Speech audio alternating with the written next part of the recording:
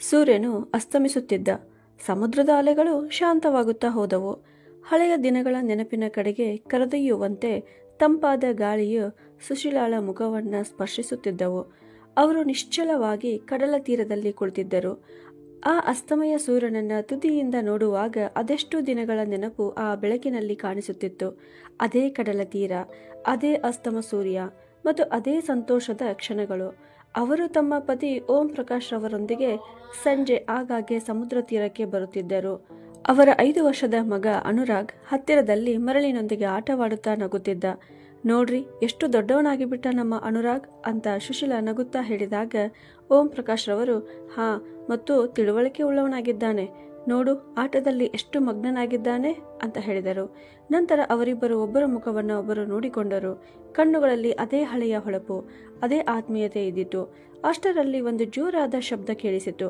ಅರೆ, ಯಾರಾದರೂ ಇದ್ದೀರಾ? ನನಗೆ ಸಹಾಯ ಮಾಡಿ ಅಂತ ಇಬ್ಬರು ಎಚ್ಚರವಾದರು. ಸುಶೀಲಾ ತಕ್ಷಣ ಅನುರಾಗನನ್ನ ತನ್ನ ಹತ್ತಿರ ಕರೆದು, ಮಗನೇ, ನೀನು ಇಲ್ಲಿಯೇ ಆಟವಾಡು, ನಾವು ಬೇಗ ಬರುತ್ತೇವೆ ಎಂದು ಹೇಳಿದಳು. ಇಬ್ಬರು ಆ ಶಬ್ದ ಬಂದ ದಿಕ್ಕಿನ ಕಡೆಗೆ ಓಡಿದರು. ಹತ್ತಿರ ಹೋದಾಗ ಕಾರಿನ ಹಿಂದಿನ ಸೀಟಿನಲ್ಲಿ ನೋವಿನಿಂದ ನರಳುತ್ತಿದ್ದ ಮಹಿಳೆಯನ್ನ ನೋಡಿದರು. ಆಕೆಯ ಪತಿ ಗಾಬರಿಗೊಂಡು ಸಹಾಯಕ್ಕಾಗಿ ಸುತ್ತಲೂ ನೋಡುತ್ತಿದ್ದ. ಅವನ ಕಾರು ಸ್ಟಾರ್ಟ್ ಆಗುತ್ತಿರಲಿಲ್ಲ. ನನ್ನ ಪತ್ನಿಗೆ ಹೆರಿಗೆ ನೋವು ಆಗುತ್ತಿದೆ, ದಯವಿಟ್ಟು ನನಗೆ ಸಹಾಯ ಮಾಡಿ ಅಂತ ಅವನು ಗಾಬರಿಯಿಂದ ಹೇಳಿದ. ಸುಶೀಲಾಳು ಒಂದು ಕ್ಷಣ ತಡ ಮಾಡದೆ ಅವರನ್ನು ತಮ್ಮ ಗಾಡಿಗೆ ಕರೆದುಕೊಂಡು ಬನ್ನಿ ಅಂತ ಹೇಳಿದರು. ಓಂ ಪ್ರಕಾಶರು ಕೂಡಲೇ ತಮ್ಮ ಕಾರನ್ನು ಸ್ಟಾರ್ಟ್ ಮಾಡಿದರು. ಆ ವ್ಯಕ್ತಿ ತನ್ನ ಹೆಂಡತಿಯನ್ನು ತನ್ನ ತೋಳುಗಳಲ್ಲಿ ಎತ್ತಿಕೊಂಡು ಬಂದು ಹಿಂದಿನ ಸೀಟಿನಲ್ಲಿ ಮಲಗಿಸಿದ. ಆಸ್ಪತ್ರೆಯೇನೋ ದೂರವಿರಲಿಲ್ಲ, ಆದರೆ ಆ ಸಮಯದಲ್ಲಿ ಒಂದೊಂದು ಕ್ಷಣವೂ ಅಮೂಲ್ಯವಾಗಿತ್ತು. ಓಂ ಪ್ರಕಾಶರಿಗೆ ಎಷ್ಟು ಜೋರಾಗಿ ಕಾರು ನಡೆಸಲು ಬರುತ್ತಿತ್ತೋ ಅಷ್ಟು ನಡೆಸಿದರು. ಸುಶೀಲಾ ಪದೇ ಪದೇ ಹಿಂದೆ ತಿರುಗಿ ಆ ಮಹಿಳೆಯನ್ನ ನೋಡುತ್ತಿದ್ದರು. ನೋವಿನಿಂದ ಮೂರ್ಛೆ ಹೋಗುವ ಹಂತದಲ್ಲಿದ್ದ ಆಕೆಯನ್ನು ಅವಳ ಪತಿ ಅಶೋಕ್ ಪದೇ ಪದೇ ಆಕೆಯ ಮುಖದ ಮೇಲೆ ನೀರು ಸಿಂಪಡಿಸುವ ಮೂಲಕ ಪ್ರಜ್ಞೆ ಉಳಿಸಿಕೊಳ್ಳಲು ಪ್ರಯತ್ನಿಸುತ್ತಿದ್ದ. ಆಯ್ತು, ಇನ್ನೇನು ಆಸ್ಪತ್ರೆ ಬಂದು ಬಿಡ್ತು ಅಕ್ಕ ಅಂತ ಸುಶೀಲಾಳು ಅವಳ ಅಂಗೈ ಉಜ್ಜುತ್ತಾ ಧೈರ್ಯ ತುಂಬುತ್ತಿದ್ದಳು. ಆಸ್ಪತ್ರೆಯ ಗೇಟ್ ಮುಂದೆ ಕಾರು ನಿಂತ ತಕ್ಷಣ ಓಂ ಪ್ರಕಾಶ್ ರವರು ಹಾರ್ನ್ ಬಾರಿಸಿದರು ಮತ್ತು ಕೆಲವೇ ಕ್ಷಣಗಳಲ್ಲಿ ನರ್ಸ್ಗಳು ಸ್ಟ್ರೆಚರ್ನೊಂದಿಗೆ ಓಡಿ ಬಂದರು. ವೈದ್ಯರ ತಂಡ ಎಚ್ಚರವಾಯಿತು. ಮಹಿಳೆಯನ್ನು ತಕ್ಷಣ ಒಳಗೆ ಕರೆದೊಯ್ಯಲಾಯಿತು. ಸುಶೀಲಾ ಮತ್ತು ಓಂ ಪ್ರಕಾಶ್ ರವರು ಅಲ್ಲಿಯೇ ಕುಳಿತು ತಾಯಿ ಮಗುವಿನ ಸುರಕ್ಷತೆಗಾಗಿ ದೇವರನ್ನ ಪ್ರಾರ್ಥಿಸಲು ಪ್ರಾರಂಭಿಸಿದರು. ಅಶೋಕನ ಕಣ್ಣುಗಳಲ್ಲಿ ಭಯ ಸ್ಪಷ್ಟವಾಗಿ ಗೋಚರಿಸುತ್ತಿತ್ತು. ಅವರ ಮುಖ ಬೆವರಿನಿಂದ ತೊಯ್ದಿತ್ತು ಮತ್ತು ಅವರ ತುಟಿಗಳು ನಿರಂತರವಾಗಿ ಚಲಿಸುತ್ತಿದ್ದವು, ತನ್ನಲ್ಲಿ ತಾನೇ ಏನೋ ಅಂದುಕೊಳ್ಳುತ್ತಿರುವಂತೆ. ಸುಮಾರು ಅರ್ಧ ಗಂಟೆಯ ನಂತರ ಆಪರೇಷನ್ ಥಿಯೇಟರ್ನ ಬಾಗಿಲು ತೆರೆಯಿತು. ಡಾಕ್ಟರ್ ಹೊರಗೆ ಬಂದರು. ಅವರ ಮುಖದಲ್ಲಿ ಒಂದು ಗಂಭೀರವಾದ ಮೌನವಿತ್ತು, ಆದರೆ ಕಣ್ಣಲ್ಲಿ ಒಂದು ಕೋಮಲವಾದ ಹೊಳಪು ಕೂಡ ಇತ್ತು. ಕಂಗ್ರ್ಯಾಚುಲೇಷನ್ಸ್, ಗಂಡು ಮಗು ಹುಟ್ಟಿದೆ ಅಂತ ಡಾಕ್ಟರ್ ಹೇಳಿದಾಗ ಅಶೋಕನು, ಮತ್ತೆ ನನ್ನ ಪತ್ನಿ, ಅವಳು ಹೇಗಿದ್ದಾಳೆ ಡಾಕ್ಟರ್ ಅಂದರು. ಡಾಕ್ಟರ್ ಸ್ವಲ್ಪ ಹೊತ್ತು ಸುಮ್ಮನಿದ್ದು ನಂತರ ಮೆಲುಧ್ವನಿಯಲ್ಲಿ, ನಾವು ನಮ್ಮ ಪೂರ್ತಿ ಪ್ರಯತ್ನ ಮಾಡಿದೆವು, ಆದರೆ ಅವರೀಗ ಇನ್ನಿಲ್ಲ ಅಂದರು. ಆಸ್ಪತ್ರೆಯಲ್ಲಿ ಮೌನ ಆವರಿಸಿತು. ಅಶೋಕ್ ಕಲ್ಲಾಗಿ ನಿಂತು ಬಿಟ್ಟ. ಸುಶೀಲಾಳು ಕೂಡ ಒಂದು ಮಾತನ್ನು ಆಡಲಿಲ್ಲ. ಅವಳು ನಿಧಾನವಾಗಿ ಮುಂದೆ ಸಾಗಿ ಅಶೋಕನ ಕೈ ಹಿಡಿದಳು. ಅವನ ಕಣ್ಣುಗಳಿಂದ ನಿರಂತರವಾಗಿ ಕಣ್ಣೀರು ಹರಿಯುತ್ತಿತ್ತು. ಅವನು ಅಳುತ್ತಾ, ನಾನು ಅವಳನ್ನ ತಡೆಯಲು ಪ್ರಯತ್ನಿಸಿದ್ದೆ, ನಿನಗೆ ಹುಷಾರಿಲ್ಲ, ಮನೆಯಲ್ಲಿ ವಿಶ್ರಾಂತಿ ಮಾಡು ಎಂದು ಹಲವು ಬಾರಿ ಹೇಳಿದ್ದೆ, ಆದರೆ ಅವಳು ಒಪ್ಪಲಿಲ್ಲ. ಅವಳು ಬೀಚ್ಗೆ ಹೋಗೋಣ, ಬಹಳ ಸಮಯವಾಯಿತು ಎಂದು ಹೇಳಿದಳು. ಆದರೆ ಇದೇ ಅವಳ ಕೊನೆಯ ಆಸೆ ಅನ್ನುವುದು ಅವಳಿಗೆ ಗೊತ್ತೇ ಆಗಲಿಲ್ಲ ಅಂತ ಹೇಳಿದ. ಇಷ್ಟು ಹೇಳುವಾಗ ಅಶೋಕನ ಕಣ್ಣಿಂದ ಕಣ್ಣೀರು ಧಾರೆಯಾಗಿ ಹರಿಯಿತು. ಸುಶೀಲಾಳ ಕಣ್ಣುಗಳು ಕೂಡ ಹಸಿಯಾದವು. ಆಗ ಓಂ ಪ್ರಕಾಶ್ ರವರು, ಜೀವನ ಒಮ್ಮೊಮ್ಮೆ ಎಂತಹ ತಿರುವಿಗೆ ಬಂದು ನಿಲ್ಲಿಸುತ್ತದೆ ಅಂದರೆ ಅಲ್ಲಿ ಅಚಾನಕ್ ಆಗಿ ಎಲ್ಲವೂ ಬದಲಾಗಿ ಬಿಡುತ್ತದೆ ಅಂತ ಹೇಳಿದರು. ಒಳಗಿನಿಂದ ಒಬ್ಬ ನರ್ಸ್ ಒಂದು ಮಗುವನ್ನು ಹಿಡಿದುಕೊಂಡು ಬಂದು ಅಶೋಕನ ಕೈಗೆ ಕೊಟ್ಟಳು. ಆ ಲೋಕಕ್ಕೆ ಕಾಲಿಟ್ಟ ಕೂಡಲೇ ತಾಯಿ ಅವನನ್ನು ಶಾಶ್ವತವಾಗಿ ತೊರೆದು ಹೋದ ಪುಟ್ಟ ಮುಖ, ಅದು ತನ್ನ ಮುಗ್ಧ ಕಣ್ಣುಗಳನ್ನು ಮಿಟುಕಿಸುತ್ತಾ ಈ ಹೊಸ ಲೋಕವನ್ನು ನೋಡಲು ಪ್ರಯತ್ನಿಸುತ್ತಿತ್ತು. ಅಮ್ಮ, ನೀವು ಈ ಸಮಯದಲ್ಲಿ ಮತ್ತೆ ಇಲ್ಲಿದ್ದೀರಾ? ಧ್ವನಿಯಲ್ಲಿ ಸ್ವಲ್ಪ ಆತಂಕವಿತ್ತು. ನಾವು ನಿಮಗೆ ಎಷ್ಟು ಬಾರಿ ಹೇಳಿದ್ದೇನೆ, ಸಂಜೆ ಇಲ್ಲಿ ಹವಾಮಾನ ಸ್ವಲ್ಪ ಕೆಟ್ಟದಾಗುತ್ತದೆ, ನೀವು ಇಲ್ಲಿ ಹೆಚ್ಚು ಹೊತ್ತು ಇರಬಾರದು ಅಂತ ಕಾವಲುಗಾರ ಹೇಳಿದ.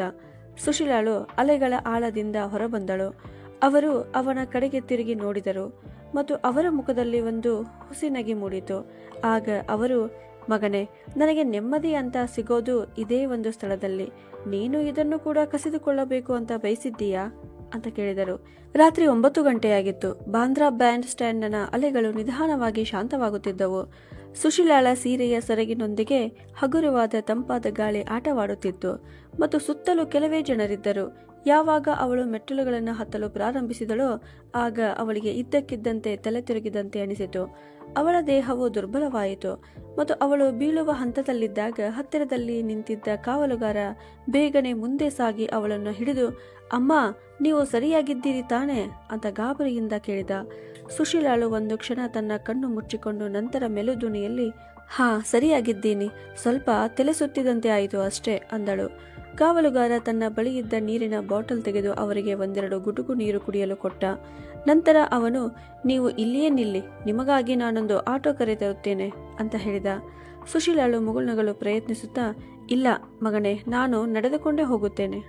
ನೀನು ನಿನ್ನ ಕಾವಲುತನ ಬಿಡಬೇಡ, ಇದು ನಿನ್ನ ಕೆಲಸ ಸಮಯವಾಗಿದೆ. ನಾನೇನು ಪ್ರತಿದಿನ ಇಲ್ಲಿಗೆ ಬಂದು ಹೋಗುತ್ತೇನೆ ಅಂತ ಹೇಳಿದಳು. ಕಾವಲುಗಾರ ಇನ್ನೂ ಚಿಂತಿತನಾಗಿದ್ದನು.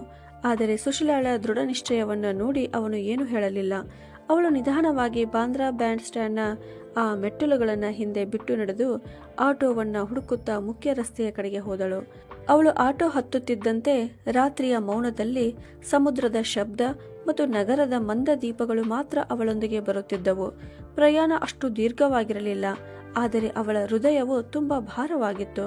ಮನೆಯ ಬಾಗಿಲ ಮುಂದೆ ಇಳಿಯುತ್ತಲೇ ಅವಳು ಆಟೋದವನಿಗೆ ಬಾಡಿಗೆ ಹಣ ಕೊಟ್ಟಳು. ನಂತರ ನಿಧಾನವಾಗಿ ನಡೆದು ಮನೆಯ ಬಾಗಿಲನ್ನ ತೆರೆದಳು. ಗಡಿಯಾರದಲ್ಲಿ ಸಮಯ 10 ಗಂಟೆಯಾಗಿತ್ತು. ಯಾವಾಗ ಅವಳು ಬಾಗಿಲು ಮುಚ್ಚಲು ಪ್ರಾರಂಭಿಸಿದಳೋ ಆಗ ಹಿಂದಿನಿಂದ ಒಂದು ಜೋರಾದ ಅಮ್ಮ ಅನ್ನುವ ಧ್ವನಿ ಕೇಳಿಸಿತು. ಅನುರಾಗ್ ಬಾಗಿಲ ಹತ್ತಿರವೇ ನಿಂತಿದ್ದ, ಮುಖದಲ್ಲಿ ಸಿಡುಕು ತುಂಬಿಕೊಂಡು. ನಿನಗೆ ಸ್ವಲ್ಪವೂ ನಾಚಿಕೆ ಆಗುವುದಿಲ್ಲವೇ? ಹೊರಗೆ ಸುತ್ತಾಡಲಿಕ್ಕೆ ಹೋಗುವ ವಯಸ್ಸಾ ನಿನ್ನದು? ನೋಡಿದ ಜನ ಏನಂದಾರು? ನಮ್ಮ ಮರ್ಯಾದೆಯ ಬಗ್ಗೆ ಸ್ವಲ್ಪವೂ ಕಾಳಜಿ ಇಲ್ಲ ನಿನಗೆ ಅಂತ ಹೇಳಿದ. ಸುಶೀಲಾಳು ಏನೂ ಹೇಳಲಿಲ್ಲ. ಅವಳ ಮುಖದಲ್ಲಿ ಸುಸ್ತು ಕಾಣಿಸುತ್ತಿತ್ತು. ಕಣ್ಣುಗಳು ಸುಸ್ತಾಗಿದ್ದರಿಂದ ಹಸಿಯಾಗಿದ್ದವು. ಎಷ್ಟೋ ವರ್ಷಗಳಿಂದ ಮುಚ್ಚಿಟ್ಟುಕೊಂಡ ಮೌನ ಅವಳ ತುಟಿಗಳಲ್ಲಿ ಇನ್ನೂ ಹಾಗೇ ಇದ್ದಿತು. ಅನುರಾಗನ ಧ್ವನಿ ಮತ್ತಷ್ಟು ಜೋರಾಯಿತು. ಅಷ್ಟಕ್ಕೂ ಆ ಸಾಗರದಲ್ಲಿ ಅಂಥದ್ದೇನಿದೆ? ಪ್ರತಿದಿನ ಹೋಗುವಂಥದ್ದು ಅಲ್ಲೇನಿಟ್ಟಿದ್ದೀಯಾ? ಉತ್ತರ ಇದೆಯಾ ನಿನ್ನ ಹತ್ರ ಅಂದನು.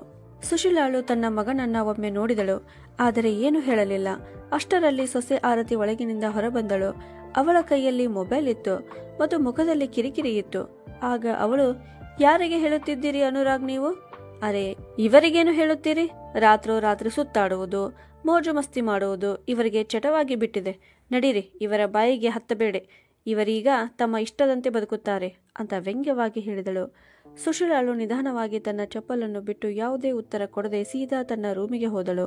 ಆರತಿ ಈಗಲೂ, ನಿನ್ನೆ ರಾತ್ರಿ ನಿನ್ನ ಅತ್ತೆ ಒಬ್ಬಳೆ ಚೌಪಾಟಿಯಲ್ಲಿ ಇರುವುದನ್ನ ನೋಡಿದ್ದೇನೆಂದು ನೆರೆಮನೆಯವಳು ಹೇಳುತ್ತಿದ್ದಳು. ಸೀರಿಯಸ್ ಆಗಿ, ಯಾವುದೇ ಸೊಸೆ ಹೀಗೆ ಮಾಡಿದರೆ ಕುಖ್ಯಾತಿ, ಆದರೆ ಇವರು ಹೀಗೆ ಮಾಡಿದರೆ ಹವ್ಯಾಸಿ ಅನಿಸುತ್ತೆ ಅಂತ ಗೊಣಗುತ್ತಿದ್ದಳು. ಆಗ ಅನುರಾಗ್, ಸಾಕು ಆರತಿ, ಹೋಗ್ಲಿ ಬಿಡು, ಅವರಿಗೆ ಏನು ತಿಳಿಸಿ ಹೇಳಿದರೂ ಉಪಯೋಗವಿಲ್ಲ ಅಂದನು. ಕೋಣೆಯೊಳಗೆ ಹೋಗುವಾಗ ಸುಶೀಲಾಳು ತನ್ನ ಪರ್ಸ್ನಿಂದ ಹಳೆಯ ಫೋಟೋವನ್ನು ತೆಗೆದಳು. ಅದರಲ್ಲಿ ಓಂ ಪ್ರಕಾಶ್ ಮತ್ತು ಅವಳು ತಮ್ಮ ಪುಟ್ಟ ಅನುರಾಗ್ ಸಮುದ್ರ ತೀರದಲ್ಲಿ ನಗುತ್ತಾ ಕುಳಿತಿದ್ದರು. ಅವಳ ಕಣ್ಣುಗಳಿಂದ 2 ಹನಿ ಹೊರಬಂದು ಆ ಚಿತ್ರದ ಮೇಲೆ ಬಿದ್ದವು. ಅಷ್ಟರಲ್ಲಿ ಆ ಮನೆಯಲ್ಲಿ ಕೆಲಸ ಮಾಡುವ ಶಾಂತ ನಿಧಾನವಾಗಿ ಆ ಕೋಣೆಗೆ ಬಂದಳು. ಅವಳ ಕೈಯಲ್ಲಿ ಒಂದು ಊಟದ ತಟ್ಟೆ ಇತ್ತು. ಅವಳು ಸುಶೀಲಾಳ ಹತ್ತಿರ ಬಂದು ಮೆಲ್ಲನೆ, ಅಮ್ಮವ್ರೆ, ಊಟ ತಂದಿದ್ದೇನೆ, ಮಾಡಿಕೊಳ್ಳಿ ಅಂತ ಹೇಳಿದಳು. ಸುಶೀಲಾಳು ಕಿಟಕಿಯತ್ತ ಮುಖ ಮಾಡಿ ಕುಳಿತಿದ್ದಳು. ಅವಳು ಹಿಂತಿರುಗದೆ ಮೆಲುಧ್ವನಿಯಲ್ಲಿ, ಬೇಡ ಶಾಂತ, ನನಗೆ ಊಟ ಮಾಡಲು ಒಂದಿಷ್ಟು ಮನಸ್ಸಿಲ್ಲ ಅಂತ ಹೇಳಿದಳು. ಆಗ ಶಾಂತ, ಆದ್ರೆ ಅಮ್ಮವ್ರೆ, ನೀವು ಬೆಳಗ್ಗೆಯಿಂದ ಏನೂ ತಿಂದಿಲ್ಲ, ಹೀಗೆ ಹಸಿದ ಹೊಟ್ಟೆಯಲ್ಲಿ ಇರಬೇಡಿ, ನಿಮ್ಮ ಆರೋಗ್ಯ ಕೆಡುತ್ತದೆ ಅಂತ ಹೇಳಿದಳು. ಸುಶೀಲಾಳು ಅದೇ ಸುಸ್ತಾದ ಧ್ವನಿಯಲ್ಲಿ, ಶಾಂತ, ಇಂದು ನನಗೆ ನಿಜವಾಗ್ಲೂ ಏನೂ ತಿನ್ನಲು ಮನಸ್ಸಿಲ್ಲ ಅಂದಳು. ಶಾಂತ ಒಂದು ಕ್ಷಣ ಅವಳನ್ನೇ ದೃಷ್ಟಿಸಿ ನೋಡಿದಳು. ಅವರ ದುಃಖದ ಕಣ್ಣುಗಳು, ಬಾಗಿದ ಬೆನ್ನು ಮತ್ತು ಮುಖ ಇಂದು ತುಂಬಾ ದಣದಂತೆ ಕಾಣುತ್ತಿತ್ತು. ಆಗ ಅವಳು ಏನನ್ನೋ ಯೋಚಿಸಿ, ಸರಿ ಅಮ್ಮವ್ರೆ, ಹಾಗಾದರೆ ನಾನು ನಿಮಗೆ ಅರಿಶಿನ ಹಾಲು ರೆಡಿ ಮಾಡಿ ತರುತ್ತೇನೆ, ಅದರಿಂದ ನಿಮಗೆ ಚೆನ್ನಾಗಿ ನಿದ್ದೆ ಬರುತ್ತೆ ಎಂದಳು. ಹೀಗೆ ಹೇಳುತ್ತಾ ಶಾಂತ ಬೇರೇನೋ ಹೇಳದೆ ಅಡುಗೆ ಮನೆಯತ್ತ ನಡೆದಳು. ಅವಳ ಹೃದಯ ಭಾರವಾಗಿತ್ತು. ಸುಶೀಲಾಳ ಕಣ್ಣುಗಳಲ್ಲಿನ ಮೌನದಲ್ಲಿ ಬಹಳಷ್ಟು ಅಡಗಿರುವುದನ್ನು ಅವಳು ಗಮನಿಸಿದ್ದಳು. ಯಾವಾಗ ಅವಳು ಹಾಲನ್ನು ಕಾಯಿಸುತ್ತಿದ್ದಳೋ ಆಗ ಅವಳ ಹಿಂದೆ ಹಠಾತ್ತನೆ ಬಂದ ಆರತಿ ಅವಳ ಕೈ ಹಿಡಿದು ತಿರುಗಿಸಿ ಕೆನ್ನೆಗೆ ಬಾರಿಸಿದಳು. ಹಾಲಿನ ಪ್ಯಾನ್ ಕೈಯಿಂದ ಜಾರಿತು. ಹಾಲೆಲ್ಲ ನೆಲದ ಮೇಲೆ ಬಿದ್ದಿತು. ನಿನಗಿಲ್ಲಿ ಸಂಬಳ ಕೊಡುತ್ತಿರುವುದು ನಾವೋ ಅಥವಾ ನಿನ್ನ ಆ ಅಮ್ಮವರು ಅಂತ ಆರತಿ ಸಿಟ್ಟಿನಿಂದ ಒದರಿದಳು. ಅದು ಅದು ಅಮ್ಮವರು ಬೆಳಗ್ಗೆಯಿಂದ ಏನೂ ತಿಂದಿಲ್ಲ, ಅದಕ್ಕೆ ಅಂತ ಶಾಂತ ಹೆದರುತ್ತಾ ಕೆನ್ನೆ ಹಿಡಿದುಕೊಂಡು ಹೇಳಿದಳು. ಅರೇ, ಒಂದಿನ ತಿನ್ನದಿದ್ದರೆ ಸತ್ತು ಹೋಗುವುದಿಲ್ಲ. ಹಾ, ಈಗ ಹೋಗು, ಇದನ್ನೆಲ್ಲ ಸ್ವಚ್ಛ ಮಾಡು. ಹೀಗೆ ಹೇಳುತ್ತಾ ಆರತಿ ದೊಡ್ಡ ಹೆಜ್ಜೆ ಇಡುತ್ತಾ ತನ್ನ ಕೋಣೆಗೆ ಹೋದಳು. ಶಾಂತ ದಿಗ್ಭ್ರಮೆಗೊಂಡು ಅಲ್ಲಿಯೇ ನಿಂತಳು. ಅವಳ ಕಣ್ಣುಗಳಲ್ಲಿ ನೀರು ತುಂಬಿತ್ತು ಮತ್ತು ನೆಲದ ಮೇಲೆ ಹರಡಿದ ಹಾಲು ಆ ಪರಿಸರದ ಮೌನವನ್ನ ಗಾಢಗೊಳಿಸುತ್ತಿತ್ತು. ಆರತಿಯ ಧ್ವನಿ ಎಷ್ಟು ಜೋರಾಗಿತ್ತೆಂದರೆ ಅದು ಇಡೀ ಮನೆಯಲ್ಲಿ ಪ್ರತಿಧ್ವನಿಸುತ್ತಿತ್ತು. ಸುಶೀಲಾ ತನ್ನ ಕೋಣೆಯಲ್ಲಿ ಕಣ್ಣು ಮುಚ್ಚಿಕೊಂಡು ಕುಳಿತಿದ್ದಳು. ಆದರೆ ಆರತಿಯ ಪ್ರತಿಯೊಂದು ಮಾತು ಅವಳ ಹೃದಯವನ್ನ ಹರಿದು ಹಾಕುತ್ತಿತ್ತು. ನಾವು ನಿನಗೆ ಇಲ್ಲಿ ಸಂಬಳ ಕೊಡುತ್ತೇವೆಯೋ ಅಥವಾ ನಿನ್ನ ಅಮ್ಮರು ಕೊಡುತ್ತಾರೆಯೇ? ಒಂದು ದಿನ ತಿನ್ನದಿದ್ದರೆ ಅವರೇನು ಸಾಯುವುದಿಲ್ಲ ಅನ್ನುವ ಪ್ರತಿ ಪದವು ಅವಳ ಹೃದಯದಲ್ಲಿ ನಾಟುತ್ತಿರುವ ಮೊಳೆಯಂತೆ ತೋರುತ್ತಿತ್ತು. ಅವಳು ನಿಧಾನವಾಗಿ ತನ್ನ ಕಣ್ಣು ತೆರೆದಳು ಮತ್ತು ಒಂದು ಆಳವಾದ ಉಸಿರನ್ನು ತೆಗೆದುಕೊಂಡಳು. ಅವಳು ಎದ್ದು ಹೋಗಿ ಶಾಂತಾಳನ್ನ ತಡೆಯಬೇಕೋ ಅಥವಾ ಆರತಿಗೆ ಏನಾದರೂ ಹೇಳಬೇಕೋ ಎಂದು ಯೋಚಿಸುತ್ತಿದ್ದವಳಂತೆ. ಸ್ವಲ್ಪ ಹೊತ್ತು ಬಾಗಿಲ ಕಡೆ ನೋಡುತ್ತಿದ್ದಳು. ಆದರೆ ಮರುಕ್ಷಣವೇ ಅವಳ ಕಣ್ಣು ಮತ್ತೆ ಗಂಡನ ಚಿತ್ರದ ಮೇಲೆ ಬಿತ್ತು ಮತ್ತು ಮನಸ್ಸಿನಲ್ಲಿಯೇ ನಾನೇನು ಹೇಳಲಿ, ಯಾರಿಗೆ ಹೇಳಲಿ ಅಂತ ಯೋಚಿಸಿ ಅವಳು ನಿಧಾನವಾಗಿ ಆ ಫೋಟೋವನ್ನ ಎತ್ತಿಕೊಂಡು ಮೆಲು ಧ್ವನಿಯಲ್ಲಿ, ನನಗೆ ಗೊತ್ತು ಇವರಿಗೆಲ್ಲ ನಾನು ಬೇಡವಾಗಿದ್ದೇನೆ ಅಂತ, ಆದರೆ ನಾನು ಈ ಮನೆಯಲ್ಲಿ ಜಗಳ ಬಯಸುವುದಿಲ್ಲ. ಸುಮ್ಮನಿದ್ದು ನನ್ನ ಕೊನೆಯ ದಿನಗಳನ್ನು ಕಳೆಯಲು ಬಯಸುತ್ತೇನೆ ಅಷ್ಟೇ ಅಂದಳು. ಅವಳು ಬಾಗಿಲ ಬಳಿ ಹೋಗಿ ಕೆಲವು ಕ್ಷಣ ಮೌನವಾಗಿ ನಿಲ್ಲುವುದು ಉತ್ತಮ ಎಂದುಕೊಂಡಳು. ನಂತರ ಸದ್ದು ಮಾಡದೆ ಮತ್ತೆ ತನ್ನ ಹಾಸಿಗೆಯ ಮೇಲೆ ಕುಳಿತಳು. ಅವಳ ಕಣ್ಣುಗಳಲ್ಲಿ ನೀರು ಇತ್ತು, ಆದರೆ ಮುಖವು ಸಂಪೂರ್ಣವಾಗಿ ಶಾಂತವಾಗಿತ್ತು. ಏಕೆಂದರೆ ಈಗ ಅವಳಿಗೆ ಕಣ್ಣೀರು ಹರಿಸುವುದು ಒಂದು ರೂಢಿಯಾಗಿ ಬಿಟ್ಟಿತ್ತು ಮತ್ತು ಸಹಿಸಿಕೊಳ್ಳುವುದು ಒಂದು ನಿಯತ್ತಾಗಿತ್ತು. ಮನೆಯಲ್ಲಿ ಯಾರಿಗಾದರೂ ಸುಶೀಲಾಳ ಪ್ರಾಮುಖ್ಯತೆ ತಿಳಿದಿದ್ದರೆ ಅವು ಗೋಡೆಗಳು, ಛಾಯಾಚಿತ್ರಗಳು ಮತ್ತು ಬೀರು ಮೂಲೆಯಲ್ಲಿ ಇರಿಸಲಾಗಿದ್ದ ಹಳೆಯ ಸೀರೆಗಳಿಗೆ ಮಾತ್ರ. ಈ ಮನೆಯಲ್ಲಿ ಅವಳ ಉಪಸ್ಥಿತಿ ಕೇವಲ ಒಂದು ಔಪಚಾರಿಕತೆ ಆಗಿಬಿಟ್ಟಿತ್ತು, ಸಮಾಜದ ಮುಂದೆ ಹಾಕಿಕೊಳ್ಳಬೇಕಾದ ಮುಖವಾಡ. ಇಲ್ಲದಿದ್ದರೆ ನಿಮ್ಮ ತಾಯಿ ಎಲ್ಲಿದ್ದಾರೆ ಎಂದು ಯಾರೂ ಕೇಳಬಾರದು ಅನ್ನುವ ರೀತಿ. ಬೆಳಗ್ಗೆ ಸುಮಾರು 7 ಗಂಟೆಯಾಗಿತ್ತು. ಕಿಟಕಿಯ ಗಾಜುಗಳ ಮೂಲಕ ಸ್ವಲ್ಪ ಸೂರ್ಯನ ಬೆಳಕು ಒಳಗೆ ಕಾಣುತ್ತಿತ್ತು. ಆದರೆ ಆ ಬೆಳಕು ಆ ಕೋಣೆಯ ಮೂಲೆಯಲ್ಲಿ ಕುಳಿತಿದ್ದ ಸುಶೀಲಾಳ ಮುಖದ ಮೇಲೆ ಯಾವುದೇ ಹೊಳಪನ್ನ ತರಲು ಸಾಧ್ಯವಾಗಲಿಲ್ಲ. ಅವಳು ನಿಧಾನವಾಗಿ ಕಣ್ಣು ತೆರೆದಳು. ಆದರೆ ಅವಳ ಮನಸ್ಸು ಇನ್ನೂ ರಾತ್ರಿಯ ಕಹಿ ಆಲೋಚನೆಗಳಲ್ಲಿ ಸಿಕ್ಕಿ ಹಾಕಿಕೊಂಡಿತ್ತು. ಹಾಸಿಗೆಯ ಬಳಿ ಇಟ್ಟಿದ್ದ ಗಂಡನ ಫೋಟೋದ ಮೇಲೆ ಅವಳ ಕಣ್ಣು ಬಿತ್ತು. ಅವಳು ನಿಧಾನವಾಗಿ ಆ ಚಿತ್ರವನ್ನು ಕೈಗೆ ತೆಗೆದುಕೊಂಡು, ನೀವು ಇದ್ದಿದ್ದರೆ ನನ್ನೊಂದಿಗೆ ಹೀಗೆ ಎಂದಿಗೂ ಸಂಭವಿಸುತ್ತಿರಲಿಲ್ಲ ಅಂದುಕೊಂಡಳು. ಅಡಿಗೆ ಮನೆಯಿಂದ ಪಾತ್ರೆಗಳ ಶಬ್ದ ಕೇಳಿಬಂದವು. ಬಹುಶಃ ಶಾಂತ ಅಡಿಗೆ ಮನೆಯಲ್ಲಿ ಕೆಲಸ ಮಾಡುತ್ತಿದ್ದಳು. ಆದರೆ ಆರತಿಯ ಗಟ್ಟಿಯಾದ ಧ್ವನಿಯು ಎಲ್ಲವನ್ನು ಮರೆಮಾಡಿತ್ತು. ಚಹಾ ಮಾಡಲು ಎಷ್ಟು ಸಮಯ ತೆಗೆದುಕೊಳ್ಳುತ್ತದೆ? ಮೋಜು ಮಸ್ತಿಯಲ್ಲಿ ಹಾಳಾಗಿ ಕೆಲಸ ಮಾಡುತ್ತಾ ಕೂರಲು ಇದೇನೋ ಧರ್ಮಛತ್ರವಲ್ಲ, ಮನೆಯಾಗಿದೆ ಅಂತ ಕೂಗಾಡುತ್ತಿದ್ದಳು. ಸುಶೀಲಾಳಿಗೆ ಇದರಲ್ಲಿ ಹೊಸದೇನು ಕಾಣಲಿಲ್ಲ. ಈ ಮಾತುಗಳು ಈಗ ಆಕೆಯ ದಿನಚರಿಯ ಭಾಗವಾಗಿ ಬಿಟ್ಟಿದ್ದವು. ಅದೇ ಸಮಯದಲ್ಲಿ ಕೋಣೆಯ ಬಾಗಿಲ ಬಳಿ ಆಗಮನವಾಯಿತು. ಅಮ್ಮವ್ರೆ, ನಾನು ಚಹಾ ಇಲ್ಲಿಟ್ಟಿರುತ್ತೇನೆ, ಎದ್ದ ಮೇಲೆ ಕುಡಿಯಿರಿ ಅಂತ ಶಾಂತಾಳ ಮೆಲ್ಲನೆಯ ಧ್ವನಿ ಕೇಳಿಸಿತು. ನಂತರ ಅವಳು ಯಾವುದೇ ಅಪೇಕ್ಷೆ ಇಲ್ಲದೆ ಹೇಗೆ ಬಂದಿದ್ದಳೋ ಹಾಗೇ ಮರಳಿ ಹೋದಳು. ಸುಶೀಲಾಳು ನಿಧಾನವಾಗಿ ಎದ್ದು ಮುಖ ತೊಳೆದುಕೊಂಡಳು ಮತ್ತು ಕಿಟಕಿಯ ಹತ್ತಿರ ಹೋಗಿ ನಿಂತಳು. ಎದುರಿನ ರಸ್ತೆಯಲ್ಲಿ ಸ್ವಲ್ಪ ಮಕ್ಕಳು ನಗುತ್ತಾ ಕುಣಿಯುತ್ತಾ ಸ್ಕೂಲಿಗೆ ಹೋಗುತ್ತಿದ್ದರು. ಸುಶೀಲಾಳ ಮುಖದಲ್ಲಿ ಸ್ವಲ್ಪ ಸಣ್ಣದಾದ ನಗು ಮೂಡಿತು. ಆದರೆ ಮುಂದಿನ ಕ್ಷಣವೇ ಅವಳ ಮುಖ ಸಪ್ಪೆ ಆಯಿತು. ಆ ನಗುವಿನಲ್ಲಿಯೂ ಅವಳಿಗೆ ಒಂಟಿತನ ಕಾಡುತ್ತಿತ್ತು. ಅವಳು ಆಳವಾದ ಉಸಿರನ್ನು ತೆಗೆದುಕೊಂಡು, ಈ ಮನೆ ಮತ್ತೆ ಮನೆಯಂತೆ ಭಾಸವಾಗುವ ದಿನ ಬರಲಿ ಎಂದು ಹಾರೈಸುತ್ತೇನೆ, ಆದರೆ ಬಹುಶಃ ಅದು ಎಂದಿಗೂ ಸಂಭವಿಸುವುದಿಲ್ಲ ಎಂದು ತನ್ನಷ್ಟಕ್ಕೆ ತಾನೇ ಹೇಳಿಕೊಂಡಳು. ಮಧ್ಯಾಹ್ನದ ಸಮಯದಲ್ಲಿ ಸುಶೀಲಾಳು ತನ್ನ ಕೋಣೆಯ ಕಿಟಕಿಯಿಂದ ಹೊರಗೆ ನೋಡುತ್ತಿದ್ದಳು. ಸ್ವಲ್ಪ ಹೊತ್ತಿನಲ್ಲಿ ಬಾಗಿಲ ಕರೆಗಂಟೆ ಬಾರಿಸಿದ ಶಬ್ದ ಕೇಳಿಸಿತು. ಆರತಿ ಹೋಗಿ ಬಾಗಿಲು ತೆರೆದಾಗ ಅವಳ ತಾಯಿ ಗೌತಮಿ ಎದುರಿಗೆ ನಿಂತಿದ್ದಳು. ಅವಳು ಒಳಗೆ ಬಂದು ತನ್ನ ಮಗಳನ್ನು ಉತ್ಸಾಹದಿಂದ ತಬ್ಬಿಕೊಂಡು, ಅರೇ ನನ್ನ ಮುದ್ದಿನ ಮಗಳೇ, ಎಷ್ಟು ಸರಿಗೆ ಹೋಗಿದ್ದೀಯಾ ಅಂತ ಕೇಳಿದಳು. ಅಲ್ಲಿಯೇ ನಿಂತಿದ್ದ ಅನುರಾಗನು ಎಷ್ಟೋ ತಿಂಗಳಿಂದ ತನ್ನ ತಾಯಿ ಸುಶೀಲಾಳೊಂದಿಗೆ ಸರಿಯಾಗಿ ಮಾತನಾಡದಿದ್ದವನು ಈಗ ತನ್ನ ಅತ್ತೆಗೆ ಪೂರ್ತಿ ಉಲ್ಲಾಸದಿಂದ, ಅರೆ ಅತ್ತೆ, ನೀವು ಮೊದಲೇ ಹೇಳಿದ್ದರೆ ನಾನು ನಿಮ್ಮನ್ನ ಕರೆಯಲು ಬರುತ್ತಿದ್ದೆ ಅಂತ ಹೇಳಿ ಮತ್ತೆ ಶಾಂತಾಳ ಕಡೆಗೆ ತಿರುಗಿ, ಶಾಂತಮ್ಮ, ಅತ್ತೆಗೆ ಚಹಾ ಮಾಡಬೇಡ, ಅವರಿಗೆ ಬಾದಾಮಿ ಶೇಕ್ ಮಾಡಿಕೊಡು ಅಂತ ಹೇಳಿದ. ಶಾಂತ ನಿಧಾನವಾಗಿ ತಲೆಯಾಡಿಸಿ ಅಡಿಗೆ ಮನೆಗೆ ಹೋದಳು. ಆಗ ಅನುರಾಗ ನಗುತ್ತಾ, ಅತ್ತೆ, ನೀವು ಬಂದಾಗ ಈ ಮನೆ ಸಂತೋಷದಿಂದ ತುಂಬಿರುತ್ತದೆ ಅಂತ ಹೇಳಿದನು. ಸುಶೀಲಾಳು ಮೇಲೆ ನಿಂತು ಎಲ್ಲವನ್ನ ನೋಡುತ್ತಿದ್ದಳು. ಪ್ರತಿ ಸಲದಂತೆ ಅವಳು ಸುಮ್ಮನೆ ಇದ್ದಳು. ಆದರೆ ಒಳಗಿನಿಂದ ಅವಳ ಮನಸ್ಸು ಕಿರುಚುತ್ತಿತ್ತು. ಒಂದೊಮ್ಮೆ ನನ್ನ ಮಗನಿದ್ದ, ಅವನು ಅಮ್ಮ ಅನ್ನಲು ಒಂದಿಷ್ಟು ಬೇಸರ ಮಾಡಿಕೊಳ್ಳುತ್ತಿದ್ದಿಲ್ಲ. ಈಗ ಅತ್ತೆ ಅತ್ತೆ ಅನ್ನುವಾಗ ಅವನಿಗೆ ಇದೇ ಮನೆಯಲ್ಲಿ ತನ್ನ ತಾಯಿಯೂ ಇದ್ದಾಳೆ ಅನ್ನುವುದು ಸಹ ನೆನಪಿಲ್ಲ ಅಂದುಕೊಳ್ಳುತ್ತಾ ಬೇಸರ ಪಟ್ಟುಕೊಂಡಳು. ಆಗ ಆರತಿಯ ತಾಯಿ ತನ್ನ ಪರ್ಸ್ನಿಂದ ಕೆಂಪು ವೆಲ್ವೆಟ್ ಬಾಕ್ಸ್ ಅನ್ನ ತೆಗೆದು ಅದನ್ನು ತೆರೆದು ಆರತಿಯ ಕಡೆಗೆ ಹಿಡಿಯುತ್ತಾ, ನೋಡು ಮಗಳೇ, ಈ ಸೆಟ್ ಹೇಗಿದೆ, ನಿನಗಾಗಿಯೇ ಹೇಳಿ ಮಾಡಿಸಿದ್ದೇನೆ ಅಂದಳು. ಆರತಿಯ ಕಣ್ಣುಗಳಲ್ಲಿ ಹೊಳಪು ಮೂಡಿತು. ಅವಳು ಚಕ್ಕನೆ ಪೆಟ್ಟಿಗೆಯನ್ನ ತೆಗೆದುಕೊಂಡು ಅದರಲ್ಲಿಟ್ಟಿದ್ದ ಭಾರವಾದ ಚಿನ್ನದ ಹಾರವನ್ನ ತೆಗೆದು ಕೊರಳಿಗೆ ಹಾಕಿಕೊಂಡಳು. ಓ ಅಮ್ಮ, ಇದು ತುಂಬಾ ಸುಂದರವಾಗಿದೆ ಅಂತ ಅವಳು ಕನ್ನಡಿಯ ಕಡೆಗೆ ನೋಡುತ್ತಾ ಮತ್ತು ಕಿಲಕಿಲನೆ ನಗುತ್ತಾ ಹೇಳಿದಳು. ಅಲ್ಲಿಯೇ ನಿಂತಿದ್ದ ಅನುರಾಗ್ ಸ್ವಲ್ಪ ವಿಚಿತ್ರದಿಂದ, ಅತ್ತೆ, ಇದು ತುಂಬಾ ದುಬಾರಿ ಆಗಿರಬಹುದು ಅಂದಾಗ ಆರತಿಯ ತಾಯಿ ಗೌತಮಿ ಮುಗುಳ್ನಗುತ್ತಾ ಗರ್ವದಿಂದ, ಹಾ, ಪೂರ್ತಿಯಾಗಿ 10 ಲಕ್ಷ ಮುಟ್ಟಿದೆ. ಆದರೆ ನನ್ನ ಮಗಳಿಗಿಂತ ಇದೇನು ಹೆಚ್ಚಲ್ಲ. ನನ್ನ ಮಗಳು ಇದನ್ನು ಧರಿಸಿದಾಗ ತುಂಬಾ ಸುಂದರವಾಗಿ ಕಾಣುತ್ತಾಳೆ ಅಂತ ಹೇಳಿದಳು. ಮೇಲೆ ನಿಂತು ಇದನ್ನೆಲ್ಲವನ್ನ ನೋಡುತ್ತಿದ್ದ ಸುಶೀಲಾಳ ಕಣ್ಣುಗಳು ಹಾರದ ಮೇಲೆ ಇರದೆ ಆ ಸಂಬಂಧಗಳ ಮೇಲೆ ನೆಟ್ಟಿದ್ದವು. ಅಲ್ಲಿ ತಾಯಿ ಮಗಳು ಮತ್ತು ಅಳಿಯನ ಮಧ್ಯ ಪ್ರೀತಿ, ಗೌರವ ಮತ್ತು ಆತ್ಮೀಯತೆ ಇದ್ದಿತು. ಅದು ಒಂದೊಮ್ಮೆ ತನ್ನ ಹಾಗೂ ಅನುರಾಗ ಮಧ್ಯ ಇರುತ್ತಿತ್ತು. ಈಗ ಅವಳ ದೃಷ್ಟಿಯು ನಿಧಾನವಾಗಿ ಬೇರೆಡೆಗೆ ಹೋಯಿತು. ಬಹುಶಃ ಈಗ ಅವಳಿಗೆ ಉಪೇಕ್ಷೆಯ ಮತ್ತು ಒಂಟಿತನದ ರೂಢಿಯಾಗಿ ಬಿಟ್ಟಿತ್ತು. ಮತ್ತು ಅದೇ ಆರತಿ ತನ್ನ ತಾಯಿ ತಂದ ಹಾರವನ್ನ ಕೊರಳಿಗೆ ಧರಿಸಿಕೊಂಡು ಹೆಮ್ಮೆಯಿಂದ ಕನ್ನಡಿ ಮುಂದೆ ಸುತ್ತಾಡುತ್ತಿದ್ದಳು. ಅನುರಾಗ್ ಮುಗುಳ್ನಗುತ್ತಿದ್ದನು ಮತ್ತು ಎಲ್ಲೆಡೆ ಸಂಭ್ರಮ ಹರಡಿತ್ತು. ಆದರೆ ಆ ವೈಭವ ಸಂಭ್ರಮದಲ್ಲಿ ಸುಶೀಲಾಳಿಗೆ ಯಾವುದೇ ಸ್ಥಾನ ಇರಲಿಲ್ಲ. ಅವಳ ಹೃದಯವು ಒಳಗಿನಿಂದ ಒಡೆದು ಹೋಗಿತ್ತು. ಅವಳು ಮೆಲ್ಲನೆ, ನಾನು ಅನುರಾಗನಿಗೆ ಯಾವತ್ತೂ ಏನು ಕಡಿಮೆ ಮಾಡಿರಲಿಲ್ಲ. ನಾನು ಅವರಿಗೆ ಎಲ್ಲಾ ಸಂತೋಷವನ್ನ ನೀಡಿದ್ದೇನೆ, ಅವನ ಎಲ್ಲಾ ಕನಸುಗಳನ್ನ ಪೂರೈಸಿದ್ದೇನೆ. ಆದರೆ ಯಾವಾಗ ಆರತಿ ಈ ಮನೆಗೆ ಬಂದಳೋ ಅದೇ ದಿನದಿಂದ ಈ ಮನೆಯಲ್ಲಿ ನನ್ನ ಸ್ಥಾನವೇ ಕಳೆದು ಹೋಯಿತು ಅಂದುಕೊಂಡಳು. ಅವಳ ಕಣ್ಣಿಂದ ಒಂದು ಹನಿ ಜಾರಿ ಕೈಯಲ್ಲಿದ್ದ ಓಂ ಪ್ರಕಾಶ್ ರವರ ಫೋಟೋದ ಮೇಲೆ ಬಿದ್ದಿತು. ರೀ, ನೋಡ್ರಿ, ನೀವಿದ್ದಿದ್ದರೆ ಬಹುಶಃ ನಮ್ಮ ಮಗ ನಮಗೆ ಅಪರಿಚಿತನಾಗುತ್ತಿರಲಿಲ್ಲ. ಹಳೆಯ ಮುರಿದ ಸಂಬಂಧದ ಪ್ರತಿಧ್ವನಿಯಂತೆ ಅವಳ ಧ್ವನಿ ಕೇಳಿಸುತ್ತಿತ್ತು. ಅನುರಾಗ್ ತನ್ನ ಎಲ್ಲಾ ನೋವಿನ ರಾತ್ರಿಗಳಲ್ಲಿ ತನ್ನೊಂದಿಗೆ ಕಳೆದ ಆ ತಾಯಿಯನ್ನು ಹೇಗೆ ಮರೆತನು? ತನ್ನ ಇಡೀ ಜೀವನವನ್ನು ಅವನಿಗಾಗಿ ಬದುಕಿದ ಅವಳಿಗೆ ಇಂದು ಅದೇ ತಾಯಿಯೊಂದಿಗೆ ಒಂದು ಪ್ರೀತಿಯ ಮಾತಿಲ್ಲ ಅಂತ ಅಂದುಕೊಂಡಳು. ಸಂಜೆಯ ಸಮಯವಾಗಿತ್ತು. ಮನೆಯ ಲಿವಿಂಗ್ ರೂಮ್ನಲ್ಲಿ ಎಲ್ಲರೂ ಒಟ್ಟಿಗೆ ಕುಳಿತಿದ್ದರು. ಆರತಿ ತನ್ನ ತಾಯಿಯ ಕೈ ಹಿಡಿದುಕೊಂಡು ಅವಳ ಪಕ್ಕವೇ ಕುಳಿತಿದ್ದಳು.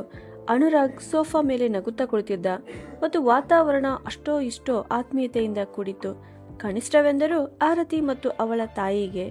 ಆರತಿ ತನ್ನ ಅಮ್ಮನ ಕಡೆ ನೋಡುತ್ತಾ, ಅಮ್ಮ, ನೀನು ಇವತ್ತು ನನ್ನ ಜೊತೆ ಇಲ್ಲಿಯೇ ಇರು. ನಿನ್ನನ್ನು ಹಿಂತಿರುಗಿ ಕಳುಹಿಸಲು ನನಗೆ ಮನಸ್ಸಾಗುತ್ತಿಲ್ಲ ಅಂದಳು. ಅವಳ ತಾಯಿ ಗೌತಮಿ ಅವಳ ಕೂದಲನ್ನು ಮುದ್ದಿಸಿ ಮೃದುವಾಗಿ ನಗುತ್ತಾ, ಇಲ್ಲ ಮಗಳೇ, ನನಗೆ ಸ್ವಲ್ಪ ಮುಖ್ಯವಾದ ಕೆಲಸವಿದೆ, ನಾನು ಹೋಗಲೇಬೇಕು. ಹಾ, ಅಷ್ಟಕ್ಕೂ ನಿನ್ನ ಜನ್ಮದಿನ ಹತ್ತಿರದಲ್ಲೇ ಇದೆ. ಆಗ ಖಂಡಿತವಾಗಿ ತಯಾರಾಗಿ ಬರುತ್ತೇನೆ ಅಂತ ಹೇಳಿದಳು. ಆರತಿಯು ಮಕ್ಕಳ ಹಾಗೆ ಕುತೂಹಲದಿಂದ, ಹೌದಾ ಅಮ್ಮ, ಆ ದಿನ ತಪ್ಪದೇ ಬರುತ್ತೀಯಾ? ಮತ್ತೆ ಹೇಳು, ಈ ಸಲ ನನಗೇನು ತರುತ್ತೀಯಾ ಅಂತ ಕೇಳಿದಳು. ಅವಳ ತಾಯಿ ಕಣ್ಣು ಮಿಟುಕಿಸಿ ಮೂಳ್ನಕ್ಕಳು. ನಾನು ಅದನ್ನ ಹೇಳುವುದಿಲ್ಲ, ಅದು ಸರ್ಪ್ರೈಸ್ ಆಗಿದೆ. ಆದರೆ ನಾನು ನಿಮಗೆ ಇಷ್ಟು ಹೇಳುತ್ತೇನೆ, ಆ ದಿನ ನನ್ನೊಂದಿಗೆ ಯಾರಾದರೂ ವಿಶೇಷ ವ್ಯಕ್ತಿ ಕೂಡ ಬರುತ್ತಾರೆ ಅಂತ ಹೇಳಿದಳು. ಆರತಿ ಮತ್ತೆ ಕುತೂಹಲದಿಂದ, ಯಾರು ಅಮ್ಮ, ಯಾರವರು, ಬೇಗನೆ ಹೇಳು ಅಂತ ಕೇಳಿದಳು. ಇಲ್ಲ, ಈಗ ಹೇಳೋದಿಲ್ಲ, ಅವರು ಬಂದಾಗ ನೀನೇ ಖುದ್ದಾಗಿ ನೋಡು ಅಂತ ಹೇಳುತ್ತಾ ಪ್ರೀತಿಯಿಂದ ಮಗಳ ಕೆನ್ನೆಯನ್ನ ಚಿವುಟಿ ನಕ್ಕಳು. ಆರತಿಯು ಕೂಡ ಕಿಲಕಿಲನೆ ನಗುತ್ತಾ ಅನುರಾಗ್ ಕಡೆಗೆ ನೋಡುತ್ತಾ, ನೋಡಿ, ಈ ಸಲ ನನ್ನ ಜನ್ಮದಿನ ಸ್ವಲ್ಪ ಮಹತ್ವದ್ದಾಗಿ ನಡೆಯುತ್ತದೆ ಅಂತ ಹೇಳಿದಳು. ಅನುರಾಗ್ ಕೂಡ ಮುಗುಳ್ನಗುತ್ತಾ ಆರತಿಯ ಕಡೆ ನೋಡಿದ. ಆದರೆ ಮೆಟ್ಟಲುಗಳ ತುದಿಯಲ್ಲಿ ನಿಂತಿದ್ದ ಸುಶೀಲಾ ಇದನ್ನೆಲ್ಲ ಮೌನವಾಗಿ ನೋಡಿದಳು ಮತ್ತು ಅವಳ ಪ್ರತಿ ಕ್ಷಣವೂ ಈ ಮನೆಗೆ ಅಪರಿಚಿತ ಆಗಿರುವಂತೆ ಅವಳಿಗೆ ಭಾಸವಾಗುತ್ತಿತ್ತು. ಕೆಲವು ದಿನಗಳ ನಂತರ ಎಲ್ಲರೂ ಕಾಯುತ್ತಿದ್ದ ಆ ದಿನ ಬಂದೇ ಬಿಟ್ಟಿತು. ಆರತಿಯ ಹುಟ್ಟುಹಬ್ಬ. ಮನೆಯನ್ನು ಚೆನ್ನಾಗಿ ಅಲಂಕರಿಸಲಾಗಿತ್ತು. ಗುಲಾಬಿಗಳ ಹೂಮಾಲೆಗಳು, ಜೂಮರ್ಗಳಿಂದ ಸೂಸುತ್ತಿದ್ದ ಮೃದುವಾದ ಬೆಳಕು, ಬಣ್ಣ ಬಣ್ಣದ ಅಂಚುಗಳು ಮತ್ತು ಎಲ್ಲೆಡೆ ನಗುವಿನ ಪ್ರತಿಧ್ವನಿಗಳು. ಆರತಿಗೆ ಇಷ್ಟವಾದ ಕೇಕ್, ಬಂದಂತಹ ಬಹಳಷ್ಟು ಉಡುಗೊರೆಗಳು ಮತ್ತು ಅವಳ ನಗುವು ಎಲ್ಲರ ಮುಖದಲ್ಲಿಯೂ ಸಂತೋಷವನ್ನ ತರುತ್ತಿತ್ತು. ಆರತಿ ಇಂದು ರೇಷ್ಮೆ ಸೀರೆಯಲ್ಲಿ ತುಂಬಾ ಸುಂದರವಾಗಿ ಕಾಣುತ್ತಿದ್ದಳು. ಹಗುರವಾದ ಮೇಕಪ್ ಮತ್ತು ಅವಳ ಮುಖದಲ್ಲಿ ಅದೇ ಕಾಂತಿಯುತ ನಗು ಇದ್ದಿತು. ಅವಳು ಕನ್ನಡಿಯ ಮುಂದೆ ನಿಂತು ತನ್ನನ್ನೇ ನೋಡುತ್ತಾ ಮುಗುಳ್ನಕ್ಕಳು. ಆಗ ಅನುರಾಗ್ ಬಂದು ಅವಳ ಭುಜ ಹಿಡಿದು, ಇಂದು ನೀನು ಯಾವುದೇ ರಾಜಕುಮಾರಿಗಿಂತ ಕಡಿಮೆ ಏನೂ ಕಾಣಿಸುತ್ತಿಲ್ಲ ಅಂತ ಹೇಳಿದ. ಆರತಿಯು ನಗುತ್ತಾ, ಹೌದಾ, ಹಾಗಿದ್ದರೆ ರಾಜಕುಮಾರಿಯ ರಾಣಿ ತಾಯಿ ಯಾವಾಗ ಬರುತ್ತಾಳೆ ಅಂದಳು. ಅಷ್ಟರಲ್ಲಿ ಮನೆಯ ಕರೆಗಂಟೆ ಬಾರಿಸಿತು. ಅನುರಾಗನು, ನೋಡೀಗ ನಿನ್ನ ತಾಯಿಯೇ ಬಂದಿರಬಹುದು ಅಂತ ಹೇಳಿದ. ಯಾವಾಗ ಅವನು ಬಾಗಿಲು ತೆರೆದನೋ ಆಗ ಆರತಿಯ ತಾಯಿ ಗೌತಮಿ ಲಘು ನಗೆಯೊಂದಿಗೆ ಮನೆಯಲ್ಲಿ ದಾಖಲಾದಳು. ಜೊತೆಗೆ ಒಬ್ಬ ವೃದ್ಧ ಸಜ್ಜನ ವ್ಯಕ್ತಿ ಕೂಡ ಅವಳೊಂದಿಗೆ ಬಂದಿದ್ದರು. ಆರತಿಯ ಕಣ್ಣುಗಳಲ್ಲಿ ಹೊಳಪು ಮೂಡಿತು. ಅಮ್ಮ, ಇದೇನು ಅಂಕಲ್, ನೀವಿಲ್ಲಿ? ಅವಳು ಓಡಿ ಹೋಗಿ ಆ ವೃದ್ಧನನ್ನ ತಬ್ಬಿಕೊಂಡಳು. ಅಂಕಲ್, ನೀವು ಪೂನಾಕ್ಕೆ ಯಾವಾಗ ಬಂದಿದ್ದೀರಿ? ಅಮ್ಮ ನನಗೇನು ಹೇಳಲೇ ಇಲ್ಲ ಅಂದಳು. ಅಂಕಲ್ ಅವಳ ಬೆನ್ನು ತಟ್ಟಿ, ಮಗಳೇ, ನಾನು 2 ದಿನಗಳ ಹಿಂದೆ ಪೂನಾಕ್ಕೆ ಬಂದಿದ್ದೇನೆ. ಆದರೆ ನಾನು ನಿಮಗೆ ಸರ್ಪ್ರೈಸ್ ಕೊಡಬೇಕು ಎಂದು ನಿನ್ನ ತಾಯಿ ಹೇಳಿದರು. ಆದ್ದರಿಂದ ನಾನು ನಿಮಗೆ ಏನು ಹೇಳಲಿಲ್ಲ ಅಂತ ಹೇಳಿದರು. ಆಗ ಆರತಿ ತನ್ನ ಅಂಕಲ್ನತ್ತ ನೋಡುತ್ತಾ, ಅನುರಾಗ್ ಇವರನ್ನ ಭೇಟಿ ಮಾಡಿ, ಇವರು ನನ್ನ ತಂದೆಯ ವಿಶೇಷ ಸ್ನೇಹಿತರು ಮತ್ತು ನನ್ನ ಬೆಸ್ಟ್ ಅಂಕಲ್. ಇವರು ನನ್ನನ್ನು ಭೇಟಿಯಾಗಲು ವಿದೇಶದಿಂದ ಪೂನಾಕ್ಕೆ ಬಂದಿದ್ದಾರೆ ಅಂತ ಹೇಳಿದಳು. ಅನುರಾಗ್ ಅವರ ಪಾದಗಳನ್ನು ಮುಟ್ಟಿದಾಗ ಅವರಿಗೆ ತುಂಬಾ ಆತ್ಮೀಯತೆ ಅನಿಸಿತು. ಅವರು ಪ್ರೀತಿಯಿಂದ ಶುಭವಾಗಲಿ ಮಗನೇ ಎಂದು ಆಶೀರ್ವದಿಸಿದರು. ನಂತರ ಅನುರಾಗನು ತನ್ನ ಅತ್ತೆ ಗೌತಮಿಗೆ ಕೂರಲು ಕುರ್ಚಿ ಕೊಟ್ಟು, ಅತ್ತೆ, ನೀವು ಆರಾಮವಾಗಿ ಕುಳಿತುಕೊಳ್ಳಿ ಅಂತ ಹೇಳಿದ. ತದನಂತರ ಅವನು ಅಂಕಲ್ಗೆ ಕುಳಿತುಕೊಳ್ಳಲು ಹೇಳಿದ. ಶಾಂತ ತಂಪು ಪಾನೀಯದ ಟ್ರೇ ಹಿಡಿದುಕೊಂಡು ಬಂದು ಗೌತಮಿ ಮತ್ತು ಅಂಕಲ್ ಹತ್ತಿರ ಇಟ್ಟಳು. ಮನೆಯ 4 ದಿಕ್ಕಿನಲ್ಲಿಯೂ ಸಂತೋಷ ಹರಡಿತ್ತು. ಎಲ್ಲ ಅತಿಥಿಗಳ ಮುಖದಲ್ಲಿಯೂ ನಗು ಇತ್ತು. ಸ್ವಲ್ಪ ಸಮಯದ ನಂತರ ಪಾರ್ಟಿಯ ಸಂಭ್ರಮ ಪೂರ್ಣ ಪ್ರಮಾಣದಲ್ಲಿ ಉತ್ತುಂಗದಲ್ಲಿತ್ತು. ಆರತಿಯ ಹುಟ್ಟುಹಬ್ಬ ಸಂಭ್ರಮದಲ್ಲಿ ಅತಿಥಿಗಳೆಲ್ಲ ತಮ್ಮಲ್ಲಿ ಮಾತನಾಡುತ್ತಾ ನಗುತ್ತಾ ಕಳೆದು ಹೋಗುತ್ತಿದ್ದರು. ಆಗ ಗೌತಮಿ ಒಂದು ಕ್ಷಣ ನಿಂತು ಆರತಿಗೆ, ನಾನು ಆ ಹಾರವನ್ನ ಕೊಟ್ಟಿದ್ದೇನಲ್ಲ, ಅದನ್ನೇಕೆ ಧರಿಸಿಲ್ಲ ನೀನು? ಒಂದು ವೇಳೆ ಅದನ್ನು ಧರಿಸಿದ್ದರೆ ನಿಜವಾಗ್ಲೂ ಒಂದು ಬೇರೆಯದೇ ಮಾತಾಗಿರುತ್ತಿತ್ತು ಅಂತ ಹೇಳಿದಳು. ಆಗ ಆರತಿಯು ನಗುತ್ತಾ, ಅಮ್ಮ, ಆ ಹಾರ ತುಂಬಾ ಭಾರವಾಗಿದೆ, ಕೇಕ್ ಕಟ್ ಮಾಡುವಾಗ ಧರಿಸಿಕೊಳ್ಳುತ್ತೇನೆ ಅಂತ ಹೇಳಿ ಅವಳು ಹಿಂತಿರುಗಿ ನೋಡಿದಳು. ಆಗ ಅನುರಾಗನು ಚಿಟಿಕೆ ಹೊಡೆದು, ನಡಿ ಆರತಿ, ನಾನು ನನ್ನ ಸ್ನೇಹಿತರನ್ನು ಭೇಟಿ ಮಾಡಿಸುತ್ತೇನೆ ಅಂತ ಹೇಳಿದ.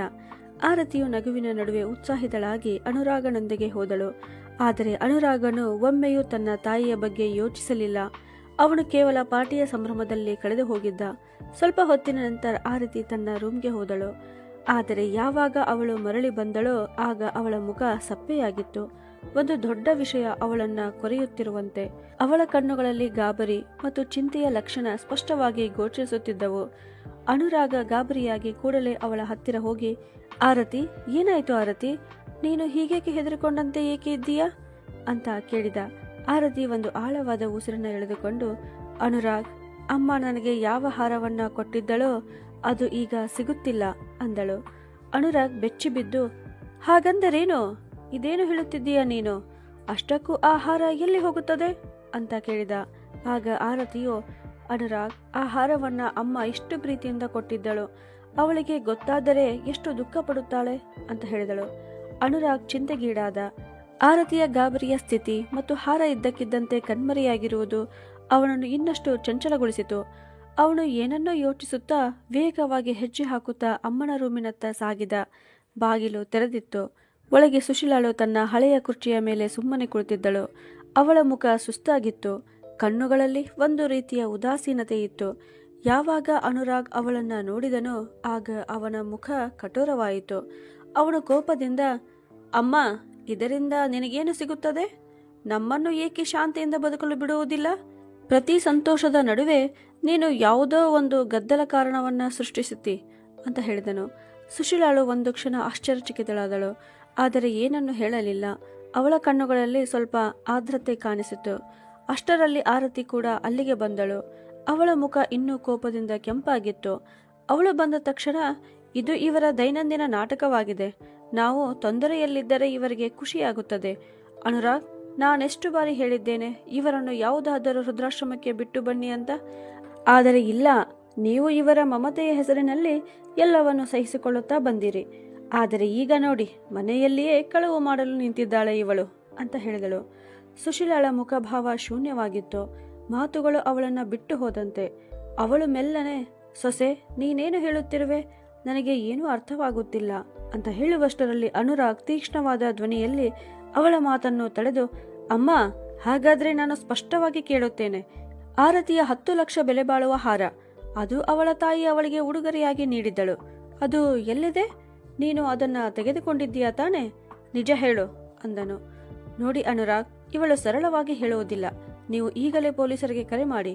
ಇವಳು ಜೈಲಿನಲ್ಲಿ ಕುಳಿತರೆ ಮಾತ್ರ ಹಾಲಿನದು ಹಾಲಿಗೆ ಮತ್ತು ನೀರಿನದು ನೀರಿಗೆ ಆಗುತ್ತದೆ ಅಂತ ಆರತಿ ಕೋಪದಿಂದ ಹೇಳಿದಳು. ಮಗನೇ, ನನಗೇನು ಗೊತ್ತಿಲ್ಲ. ಆ ಹಾರ ಎಲ್ಲಿದೆ ಅಂತ ನನಗೆ ಖಂಡಿತವಾಗಿ ಗೊತ್ತಿಲ್ಲ ಅಂತ ಸುಶೀಲಾ ಮತ್ತೆ ಮತ್ತೆ ಹೇಳುತ್ತಿದ್ದಳು. ಆದರೆ ಅನುರಾಗ ಮತ್ತು ಆರತಿಯ ಮುಖದ ಮೇಲೆ ಯಾವುದೇ ಕನಿಕರ ಇರಲಿಲ್ಲ. ಅನುರಾಗನು ತಕ್ಷಣ ತನ್ನ ಅಮ್ಮನ ಕೈ ಹಿಡಿದು, ನಡಿ ಕೆಳಗೆ, ಈಗ ಎಲ್ಲರೆದುರು ನಿರ್ಣಯವಾಗಿ ಬಿಡಲಿ, ಎಲ್ಲರಿಗೂ ಗೊತ್ತಾಗಲಿ ನೀನೊಬ್ಬಳು ಕಳ್ಳಿ ಇದ್ದೀಯಾ ಅಂತ ಅಂದನು. ಹಿಂದಿನಿಂದ ಆರತಿಯು ಚೀರಾಡುತ್ತಾ, ಹಾ, ಎಲ್ಲರಿಗೂ ಗೊತ್ತಾಗಲಿ. ಈ ಮನೆಯ ಮರ್ಯಾದೆಯನ್ನು ಸ್ವತಃ ಒಬ್ಬ ತಾಯಿಯಾದವಳು ಹೇಗೆ ಹಾಳು ಮಾಡುತ್ತಿದ್ದಾಳೆ ಅಂತ ಅಂದಳು. ಸುಶೀಲಾಳ ಕಣ್ಣುಗಳಿಂದ ಕಣ್ಣೀರು ಹರಿಯುತ್ತಿತ್ತು. ಆದರೆ ಅವಳ ಮಗ ಅವಳನ್ನ ಮೆಟ್ಟಿಲುಗಳ ಕಡೆಗೆ ಎಳೆದುಕೊಂಡು ಹೋಗುತ್ತಾ ಅವಳ ಸಂಪೂರ್ಣ ಪಾಲನೆಯನ್ನ ಹೊಸಕಿ ಹಾಕಿದನು. ಮನೆಯ ಕೆಳಗೆ ಪಾರ್ಟಿಯ ವಾತಾವರಣವಿತ್ತು. ಜೋರಾದ ಸಂಗೀತ, ಜನರು ನಗು ನಗುತ್ತಾ ಮಾತನಾಡುತ್ತಿದ್ದರು. ಆದರೆ ಮೇಲಿನಿಂದ ಬರುತ್ತಿದ್ದ ಆ ವಾದದ ಕಿರುಚಾಟ ಎಲ್ಲರ ಗಮನ ಸೆಳೆಯಿತು. ಯಾವಾಗ ಜನರು ಮೇಲಕ್ಕೆ ನೋಡಿದರೋ ಆಗ ಆರತಿಯ ಕಟುವಾದ ಧ್ವನಿ, ಕದ್ದ ನಂತರವೂ ಬಾಯಿ ಬಿಡುತ್ತಿಲ್ಲ, ನಾಚಿಕೆ ಇಲ್ಲದವಳು ಅಂತ ಕೇಳಿಸಿತು. ಈಗ ಮ್ಯೂಸಿಕ್ ಬಂದಾಗಿತ್ತು. ನಗು ಕೇಕೆಯ ವಾತಾವರಣ ಈಗ ಶಾಂತವಾಗಿತ್ತು. ಎಲ್ಲ ಮುಖಗಳು ಪ್ರಶ್ನೆಗಳಿಂದ ತುಂಬಿದ್ದವು. ಎಲ್ಲರ ದೃಷ್ಟಿಯು ಮೆಟ್ಟಲುಗಳ ಮೇಲಿತ್ತು. ಅಲ್ಲಿ ಮಗ ಸೊಸೆ ಆದವರು ಒಬ್ಬ ವೃದ್ಧ ತಾಯಿಯನ್ನು ಎಳೆದುಕೊಂಡು ಬರುತ್ತಿದ್ದರು. ತಾಯಿಯ ಕಣ್ಣುಗಳಲ್ಲಿ ಕಣ್ಣೀರು ಸ್ಪಷ್ಟವಾಗಿ ಗೋಚರಿಸುತ್ತಿತ್ತು. ಆದರೆ ಅನುರಾಗನ ಹೃದಯ ಸ್ವಲ್ಪವೂ ಕರಗಲಿಲ್ಲ. ಮೆಟ್ಟಿಲುಗಳ ಕೊನೆಯ ಮೆಟ್ಟಿಲು ತಲುಪುತ್ತಲೇ ಸಿಟ್ಟು ತುಂಬಿಕೊಂಡು ಅಮ್ಮನ ಕೈಯನ್ನ ಕೊಸರಿ ಒಗೆದ. ಸುಶೀಲಾಳು ತತ್ತರಿಸಿ ಹೋದಳು. ಮರುಕ್ಷಣವೇ ಆಸರೆಯಿಲ್ಲದೆ ಕೆಳಗೆ ಬಿದ್ದಳು. ಅವಳ ಕಣ್ಣುಗಳ ಮುಂದೆ ಕತ್ತಲೆ ಕವಿದಂತೆ ಆಯಿತು. ಸುತ್ತಲೂ ಮೌನ ಆವರಿಸಿತ್ತು. ಪಾರ್ಟಿಯ ಸದ್ದು ಸಂಪೂರ್ಣವಾಗಿ ನಿಂತಿತ್ತು. ಎಲ್ಲ ಅತಿಥಿಗಳು ನೋಡುತ್ತಿದ್ದರು. ಆದರೆ ಒಬ್ಬ ಮಗನಾದವನು ತನ್ನ ತಾಯಿಯೊಂದಿಗೆ ಈ ರೀತಿ ವರ್ತಿಸುತ್ತಾನೆ ಅಂತ ಯಾರಿಗೂ ನಂಬಲಾಗಲಿಲ್ಲ.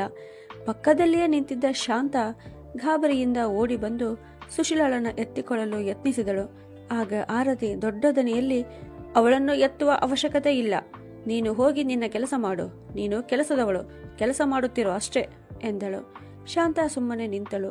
ಅವಳ ಕಣ್ಣುಗಳಲ್ಲಿ ಕಣ್ಣೀರಿತ್ತು. ಆದರೆ ಮಾತುಗಳಿಗಿಂತ ಮೊದಲು ಅವಳು ಮನುಷ್ಯತ್ವದ ಅಪಮಾನವನ್ನ ನೋಡುತ್ತಿದ್ದಳು. ಇಡೀ ವಾತಾವರಣ ಕೋಲಾಹಲದಿಂದ ತುಂಬಿತ್ತು. ಅದನ್ನು ಕಂಡರೆ ಯಾರ ಆತ್ಮವಾದರೂ ನಡುಗುವಷ್ಟು ಭಯಾನಕ ದೃಶ್ಯ. ಆಗ ಆರತಿಯ ತಾಯಿ ಗೌತಮಿ ಗುಂಪಿನಿಂದ ಮುಂದೆ ಬಂದು, ಇದೆಲ್ಲ ಏನು ನಡೆಯುತ್ತಿದೆ? ಇದೇನು ತಮಾಷೆ ಮಾಡುತ್ತಿದ್ದೀರಿ ನೀವು ಎಂದು ಆತಂಕದಿಂದ ಕೇಳಿದಳು. ಆರತಿಯು ಸಿಟ್ಟಿನಿಂದ ತಿರುಗಿ, ಅಮ್ಮ, ಏನಾಯ್ತು ಅಂತ ಕೇಳಬೇಡ, ಏನಾಗಿಲ್ಲ ಅಂತ ಕೇಳು. ನೀನು ನನಗೆ ಕೊಟ್ಟ 10 ಲಕ್ಷದ ಚಿನ್ನದ ಹಾರವನ್ನು ನನ್ನ ಅತ್ತೆಯಾದವಳು ಕದ್ದಿದ್ದಾಳೆ. ಕೇಳಿದರೆ ಒಂದು ಶಬ್ದವನ್ನು ಹೇಳುತ್ತಿಲ್ಲ. ನೋಡಿ ಮುಖ ಹೇಗೆ ಮಾಡಿಕೊಂಡು ನಿಂತಿದ್ದಾಳೆ ಅಂತ ಹೇಳಿದಳು. ಗೌತಮಿ ಸ್ವಲ್ಪ ಕ್ಷಣ ಸ್ತಬ್ಧವಾಗಿ ನಿಂತು ನಂತರ ಮೆಲುಧ್ವನಿಯಲ್ಲಿ, ಮಗಳೇ, ನೀನೇ ಏನೋ ತಪ್ಪು ಮಾಡಿರಬಹುದು. ಆ ಹಾರವನ್ನ ತೆಗೆದುಕೊಂಡು ಇವರೇನು ಮಾಡುತ್ತಾರೆ? ನೀನು ನಿಜವಾಗ್ಲೂ ಎಲ್ಲಾ ಕಡೆಗೆ ಹುಡುಕಿದೀಯಾ? ಒಮ್ಮೊಮ್ಮೆ ಇಟ್ಟ ವಸ್ತುಗಳು ಆಚೆ ಈಚೆ ಆಗಿರುತ್ತವೆ ಅಂತ ಸಮಾಧಾನದಿಂದ ಹೇಳಿದಳು.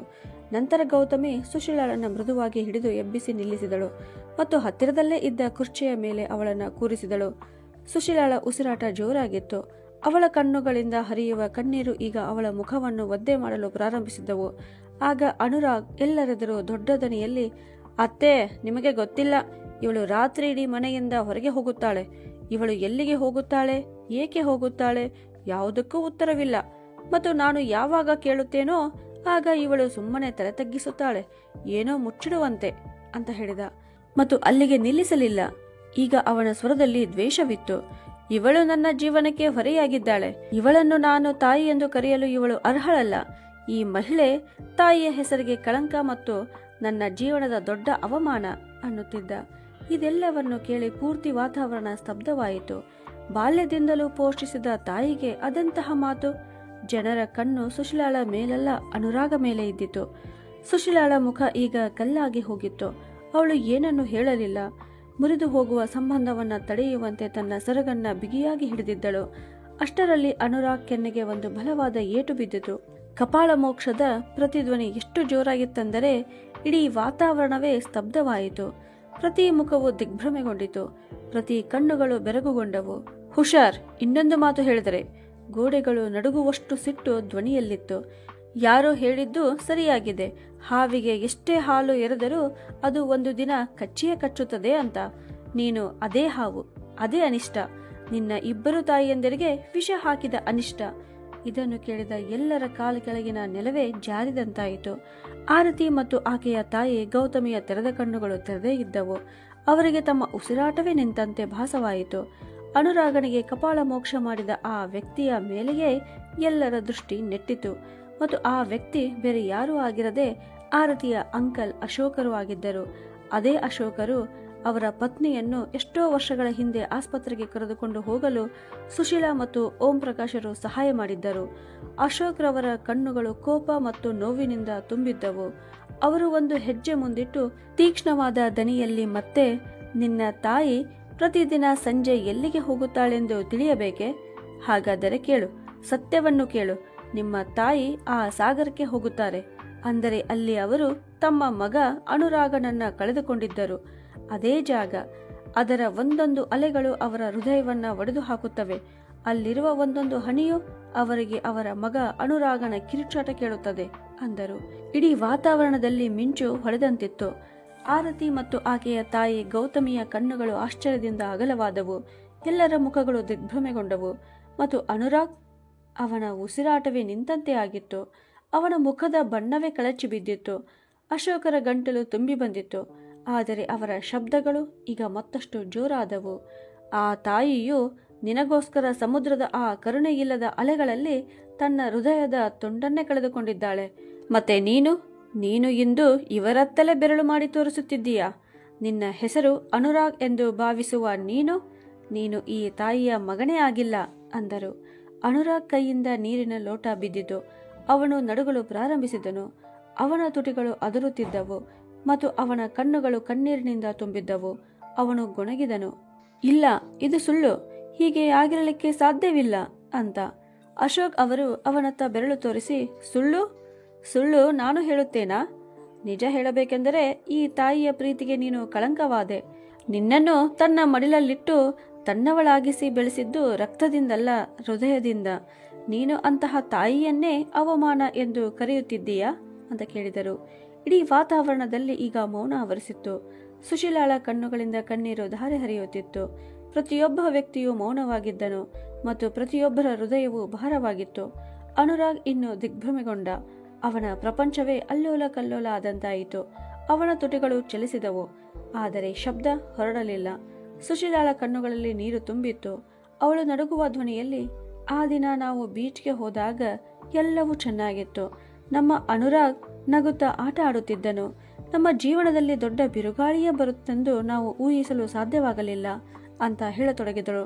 ಅವಳು ತನ್ನ ಸೀರೆಯಿಂದ ತನ್ನ ಕಣ್ಣೀರನ್ನು ಒರೆಸಿದಳು ಮತ್ತು ನಡುಗುವ ಉಸಿರಿನೊಂದಿಗೆ ಮತ್ತೆ ಮುಂದುವರೆದು, ನಾವು ಅಲ್ಲಿಗೆ ತಲುಪಿದಾಗ ಅಲ್ಲಿ ಒಬ್ಬ ವ್ಯಕ್ತಿ ಸಹಾಯ ಕೇಳುತ್ತಿದ್ದನು. ಅವನ ಹೆಂಡತಿಗೆ ಇದ್ದಕ್ಕಿದ್ದಂತೆ ಹೆರಿಗೆ ನೋವು ಕಾಣಿಸಿಕೊಂಡಿತು. ಅವನ ಗಾಡಿ ಕೆಟ್ಟಿತ್ತು. ನಾವು ಕೂಡಲೇ ಅವರನ್ನು ನಮ್ಮ ಗಾಡಿಯಲ್ಲಿ ಆಸ್ಪತ್ರೆಗೆ ಕರೆದುಕೊಂಡು ಹೋದೆವು. ನಾವು ನಮ್ಮ ಮಗನನ್ನು ಅಲ್ಲಿಯೇ ಹಿಂದೆ ಬಿಟ್ಟೆವು. ಆಸ್ಪತ್ರೆ ತಲುಪುತ್ತಲೇ ಆ ಮಹಿಳೆಯು ಒಂದು ಸುಂದರವಾದ ಮಗುವಿಗೆ ಜನ್ಮ ನೀಡಿದಳು. ಆದರೆ ಸ್ವತಃ ಅವಳೇ ಬದುಕಿ ಉಳಿಯಲಿಲ್ಲ ಅಂತ ಹೇಳಿದಳು. ಸುಶೀಲಾಳ ಧ್ವನಿಯು ತಡೆದು ಬರುತ್ತಿತ್ತು. ಯಾವಾಗ ನಾವು ಮರಳಿ ಬಂದೆವೋ ಅಲ್ಲಿ ಕೂಗಾಟ ಕಿರಿಚಾಟ ನಡೆದಿತ್ತು. ಜನಜಂಗುಳಿ ಸೇರಿತ್ತು. ಹುಡುಗ ಆಡುತ್ತಾ ಸಮುದ್ರದ ಅಲೆಗಳಲ್ಲಿ ಸಿಕ್ಕಿಕೊಂಡ ಅಂತ ಯಾರೋ ಹೇಳುತ್ತಿದ್ದರು. ಉಳಿಸಲು ಬಹಳ ಪ್ರಯತ್ನ ಮಾಡಿದೆವು, ಆದರೆ ಅಲೆಗಳು ತುಂಬಾ ದೊಡ್ಡದಾಗಿದ್ದವು ಅಂತ ಇನ್ಯಾರೋ ಹೇಳುತ್ತಿದ್ದರು ಅಂತ ಹೇಳುವಾಗ ಅವಳ ಕಣ್ಣೀರು ನಿಲ್ಲುತ್ತಿರಲಿಲ್ಲ. ಆ ದಿನ ನನ್ನ ಪ್ರೀತಿ, ನನ್ನ ಮಡಿಲು ಖಾಲಿಯಾಯಿತು ಮತ್ತು ನನ್ನ ಪ್ರಪಂಚವು ನಾಶವಾಯಿತು ಅಂತ ಹೇಳಿದಳು. ಇದನ್ನು ಕೇಳಿದ ನಂತರ ಅಲ್ಲಿ ನಿರವ ಮೌನ ಆವರಿಸಿತು. ಅನುರಾಗ್ ತಾನು ಈಗ ಆ ಅನುರಾಗ ಅಲ್ಲ ಎಂದು ಈಗ ಅರ್ಥ ಮಾಡಿಕೊಂಡಿದ್ದ. ತಾನೀಗ ಆ ತಾಯಿಯ ಪ್ರೀತಿಯ ಉಡುಗೊರೆ ಅಂತ ತಿಳಿದುಕೊಂಡು ಅವಳು ತನ್ನ ಮಗನನ್ನ ಬಲಿ ಕೊಟ್ಟು ತನಗೆ ಜೀವ ತುಂಬಿದವಳು ಅಂತ ಅಂದುಕೊಂಡ. ಅವನು ನಡುಗುತ್ತಾ ಸುಶೀಲಾಳ ಹತ್ತಿರ ಬಂದ. ಅವನ ಕಣ್ಣುಗಳಲ್ಲಿಯೂ ಕಣ್ಣೀರಿತ್ತು. ಅವನು ಮಂಡಿಯೂರಿ ತನ್ನ ತಾಯಿಯ ಕಾಲುಗಳನ್ನು ಹಿಡಿದುಕೊಂಡು, ಅಮ್ಮ, ನೀನು ನನ್ನ ಅಮ್ಮನಲ್ಲ, ಹೆತ್ತ ಅಮ್ಮನಿಗಿಂತ ಹೆಚ್ಚಾದೆ ನೀನು. ನಾನು ನಿಮಗೆ ತುಂಬಾ ತುಚ್ಛವಾಗಿ ಮಾತನಾಡಿದೆ. ನನ್ನನ್ನು ಕ್ಷಮಿಸಮ್ಮ ಅಂತ ಕೇಳಿಕೊಳ್ಳುತ್ತಿದ್ದ. ಇಲ್ಲಿಯವರೆಗೂ ಮಿಥ್ಯಾ ಗರ್ವ, ತಪ್ಪು ತಿಳುವಳಿಕೆಯಲ್ಲಿ ಬದುಕುತ್ತಿದ್ದ ಆರತಿಯ ಕಣ್ಣುಗಳು ಈಗ ನಾಚಿಕೆಯಿಂದ ಮೇಲೆ ನೋಡಲು ಆಗುತ್ತಿರಲಿಲ್ಲ. ಅವಳ ಕಣ್ಣುಗಳು ಕೂಡ ಈಗ ಹಸಿಯಾಗಿದ್ದವು. ಅದು ಆ ಮಗು ನಮ್ಮ ಪ್ರೀತಿಯಾಗಿತ್ತು. ನಾನು ಓಡಿದೆ ಮತ್ತು ನನ್ನ ಪತಿ ಓಂ ಪ್ರಕಾಶ್ ರವರು ಓಡಿದರು. ಆದರೆ ತುಂಬಾ ತಡವಾಗಿತ್ತು. ಸಾಗರದ ಅಲೆಗಳು ಅವನನ್ನು ನಮ್ಮಿಂದ ಕಿತ್ತುಕೊಂಡವು. ನಮ್ಮ ಪ್ರಪಂಚ, ನಮ್ಮ ಸಂತೋಷ ಎಲ್ಲವೂ ಕೊಚ್ಚಿಕೊಂಡು ಹೋಯಿತು ಅಂತ ಸುಶೀಲಾ ಮತ್ತೆ ಹೇಳಿದಳು. ಅಷ್ಟೊತ್ತಿಗಾಗಲೇ ಇಡೀ ಮನೆಯಲ್ಲಿ ಮೌನ ಆವರಿಸಿತ್ತು. ಸುಶೀಲಾಳ ಧ್ವನಿ ಕಣ್ಣೀರಿನಲ್ಲಿ ಮುಳುಗಿತ್ತು. ಎಲ್ಲರ ಕಣ್ಣು ಅವಳತ್ತ ನೆಟ್ಟಿದವು. ಅನುರಾಗನ ಕಣ್ಣುಗಳಿಂದ ಈಗ ಕಣ್ಣೀರು ಹರಿಯುತ್ತಿತ್ತು. ಸ್ವಲ್ಪ ಸಮಯದ ಹಿಂದೆ ತನ್ನ ಅತ್ತೆಯನ್ನ ಕಳ್ಳಿ ಅಂತ ಕರೆದಿದ್ದ ಆರತಿಯು ಈಗ ಮುಜುಗರದಿಂದ ಸುಮ್ಮನೆ ನಿಂತಿದ್ದಳು.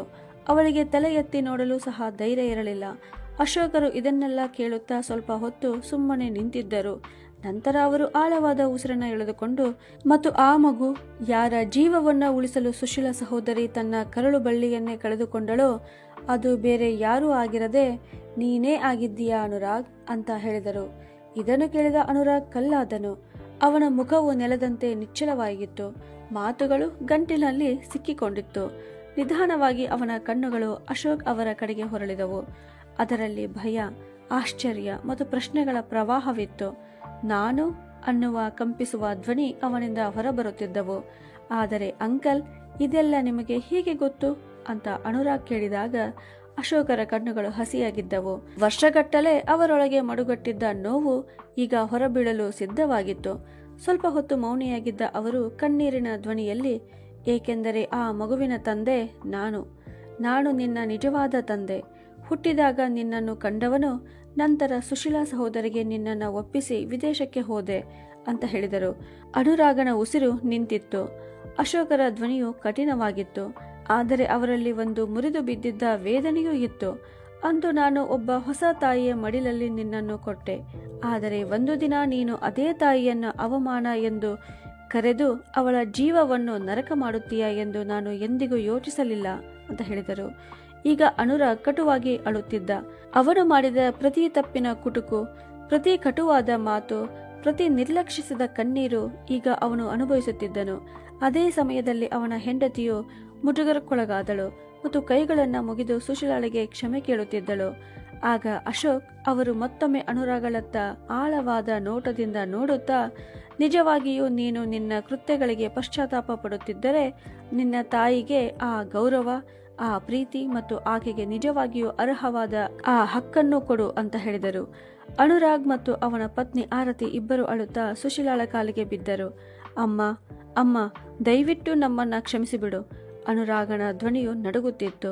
ನಿಮ್ಮೊಳಗೆ ಕರೆಯುತ್ತಿದ್ದ ಆ ನೋವನ್ನು ನಾವೇಕೆ ಅರ್ಥ ಮಾಡಿಕೊಳ್ಳಲಿಲ್ಲ ಅಂತ ಕೊರಗುತ್ತಿದ್ದನು.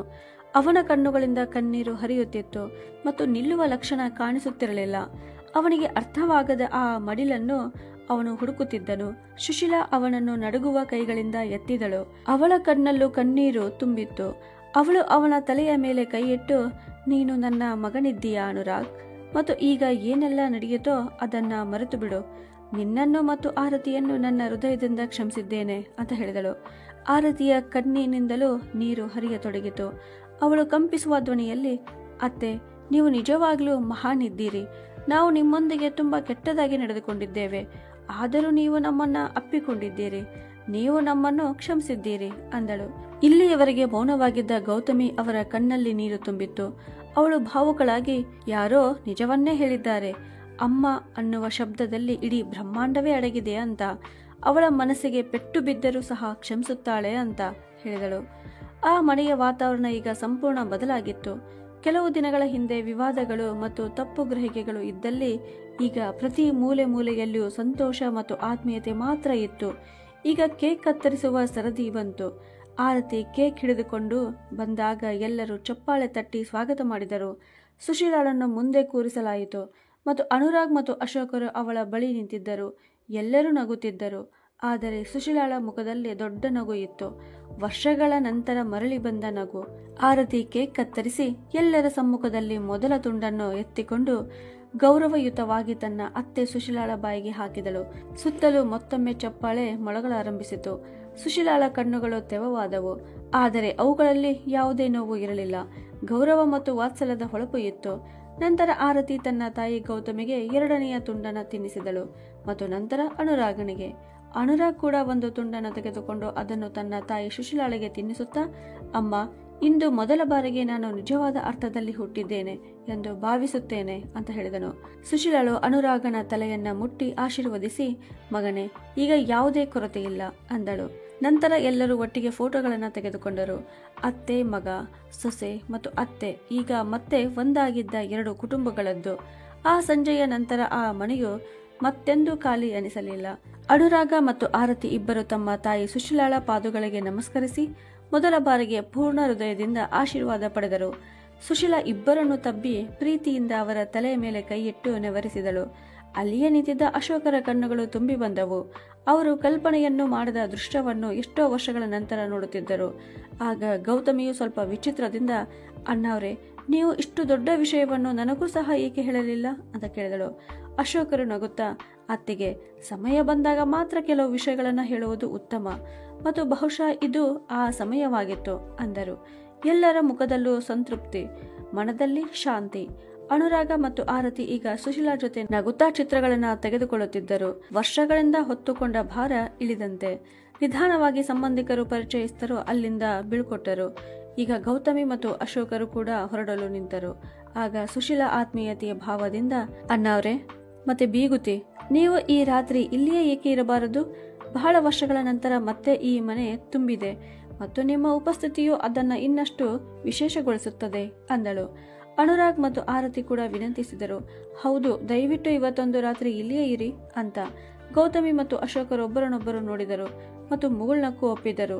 ಆ ರಾತ್ರಿ 4 ಹೃದಯಗಳು ಒಂದೇ ಸೂರಿನಡಿ ಕುಟುಂಬವಾಗಿ ಮತ್ತೆ ಒಟ್ಟಿಗೆ ಹಂಚಿಕೊಂಡರು, ಪ್ರೀತಿ, ಆತ್ಮೀಯತೆ ಮತ್ತು ಒಂದು ಹೊಸ ಪ್ರಾರಂಭದ ಭರವಸೆಯೊಂದಿಗೆ. ಮರುದಿನ ಮುಂಜಾನೆಯ ಮೊದಲ ಕಿರಣಗಳು ಕೋಣೆಗೆ ಬಂದ ತಕ್ಷಣ ಅನುರಾಗನ ಕಣ್ಣು ತೆರೆದವು. ಅವನು ಸದ್ದಿಲ್ಲದೆ ಎದ್ದು, ಯಾವುದೇ ಸದ್ದಿಲ್ಲದೆ ನೇರವಾಗಿ ತನ್ನ ತಾಯಿ ಸುಶೀಲಾಳ ಕೋಣೆಗೆ ಹೋದನು. ಅಲ್ಲಿಗೆ ಹೋದವನು ಮೆಲ್ಲನೆ ಅವಳ ಪಾದಗಳನ್ನು ಮುಟ್ಟಿ ನಮಸ್ಕರಿಸಿದ. ಸುಶೀಲಾಳ ನಿದ್ರೆ ಭಂಗವಾಗಿದ್ದರಿಂದ ಅವಳ ಕಣ್ಣು ತೆರೆದಾಗ ಎದುರಿಗೆ ತನ್ನ ಮಗನನ್ನ ನೋಡಿ ನಕ್ಕರು. ಎಚ್ಚರಗೊಂಡಿಯಾ ಅಮ್ಮ? ಅನುರಾಗ್ ಪ್ರೀತಿಯಿಂದ ಕೇಳಿದ. ಸುಶೀಲಾ ಅವನ ತಲೆಯನ್ನ ನೆವರಿಸುತ್ತಾ, ಎಷ್ಟೋ ವರ್ಷಗಳ ನಂತರ ಮನಸ್ಸಿಗೆ ನೆಮ್ಮದಿ ಸಿಕ್ಕಿದ್ದರಿಂದ ಇಂದು ನೆಮ್ಮದಿಯಾಗಿ ನಿದ್ದೆ ಆಯಿತು ಅಂತ ಹೇಳಿದಳು. ಅನುರಾಗನು ಬಾಗೆ ತಾಯಿಯ ಕೈ ಹಿಡಿದುಕೊಂಡು, ಅಮ್ಮ, ಈಗ ಪ್ರತಿದಿನ ಬೆಳಿಗ್ಗೆ ನಿಮ್ಮ ನಗುವಿನೊಂದಿಗೆ ಪ್ರಾರಂಭವಾಗುತ್ತದೆ, ಇದು ನನ್ನ ಭರವಸೆ ಅಂದನು. ಸುಶೀಲಾಳ ಕಣ್ಣುಗಳು ತೆವವಾದವು, ಆದರೆ ಅವಳ ಮುಖವು ಸಂಪೂರ್ಣವಾಗಿ ಶಾಂತ ಮತ್ತು ತೃಪ್ತಿ ಹೊಂದಿತ್ತು. ನಂತರ ಇಬ್ಬರು ಒಟ್ಟಿಗೆ ಕೆಳಗೆ ಬಂದರು. ಅಲ್ಲಿ ಗೌತಮಿ ಮತ್ತು ಅಶೋಕರು ಆಗಲೇ ಉಪಹಾರಕ್ಕೆ ಮೇಜಿನ ಬಳಿ ಕುಳಿತಿದ್ದರು. ಸುಶೀಲಾ ಮತ್ತು ಅನುರಾಗ್ ಬರುವುದನ್ನ ನೋಡಿ ಅವರಿಬ್ಬರು ಮುಗುಳ್ನಕ್ಕರು.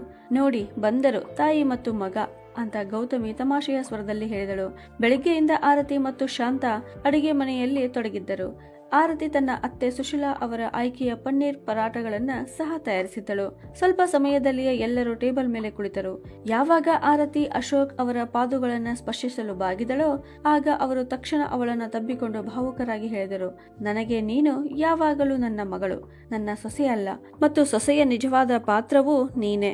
ನೀನು ನಿನ್ನ ಅತ್ತೆಯೊಂದಿಗೆ ನಿಜವಾದ ಪಾತ್ರವನ್ನ ನಿಭಾಯಿಸು ಎಂದು ಹೇಳುತ್ತಾ ಜೋರಾಗಿ ನಕ್ಕರು. ಎಲ್ಲರ ಮುಖಗಳು ಬೆಳಗಿದವು ಮತ್ತು ಕೋಣೆಯಲ್ಲಿ ನಗು ಹರಡಿತು. ಆಗ ಶಾಂತ ಮುಗುಳ್ನಗುತ್ತಾ ಬಂದು, ಮೇಡಮ್, ಇದು ನಿಮ್ಮ ನೆಕ್ಲೆಸ್. ನಿನ್ನೆ ರಾತ್ರಿ ಹುಡುಕಿದೆ, ಬೆಳಗ್ಗೆ ಕ್ಲೀನ್ ಮಾಡುವಾಗ ಮೇಜಿನ ಕೆಳಗೆ ಸಿಕ್ಕಿತು. ನೀವು ರೆಡಿಯಾಗುತ್ತಿರುವಾಗ ಅದನ್ನು ಅಲ್ಲಿ ಮರೆತು ಬಿಟ್ಟಿದ್ದೀರಿ ಎಂದು ತೋರುತ್ತದೆ ಅಂತ ಹೇಳಿದಳು.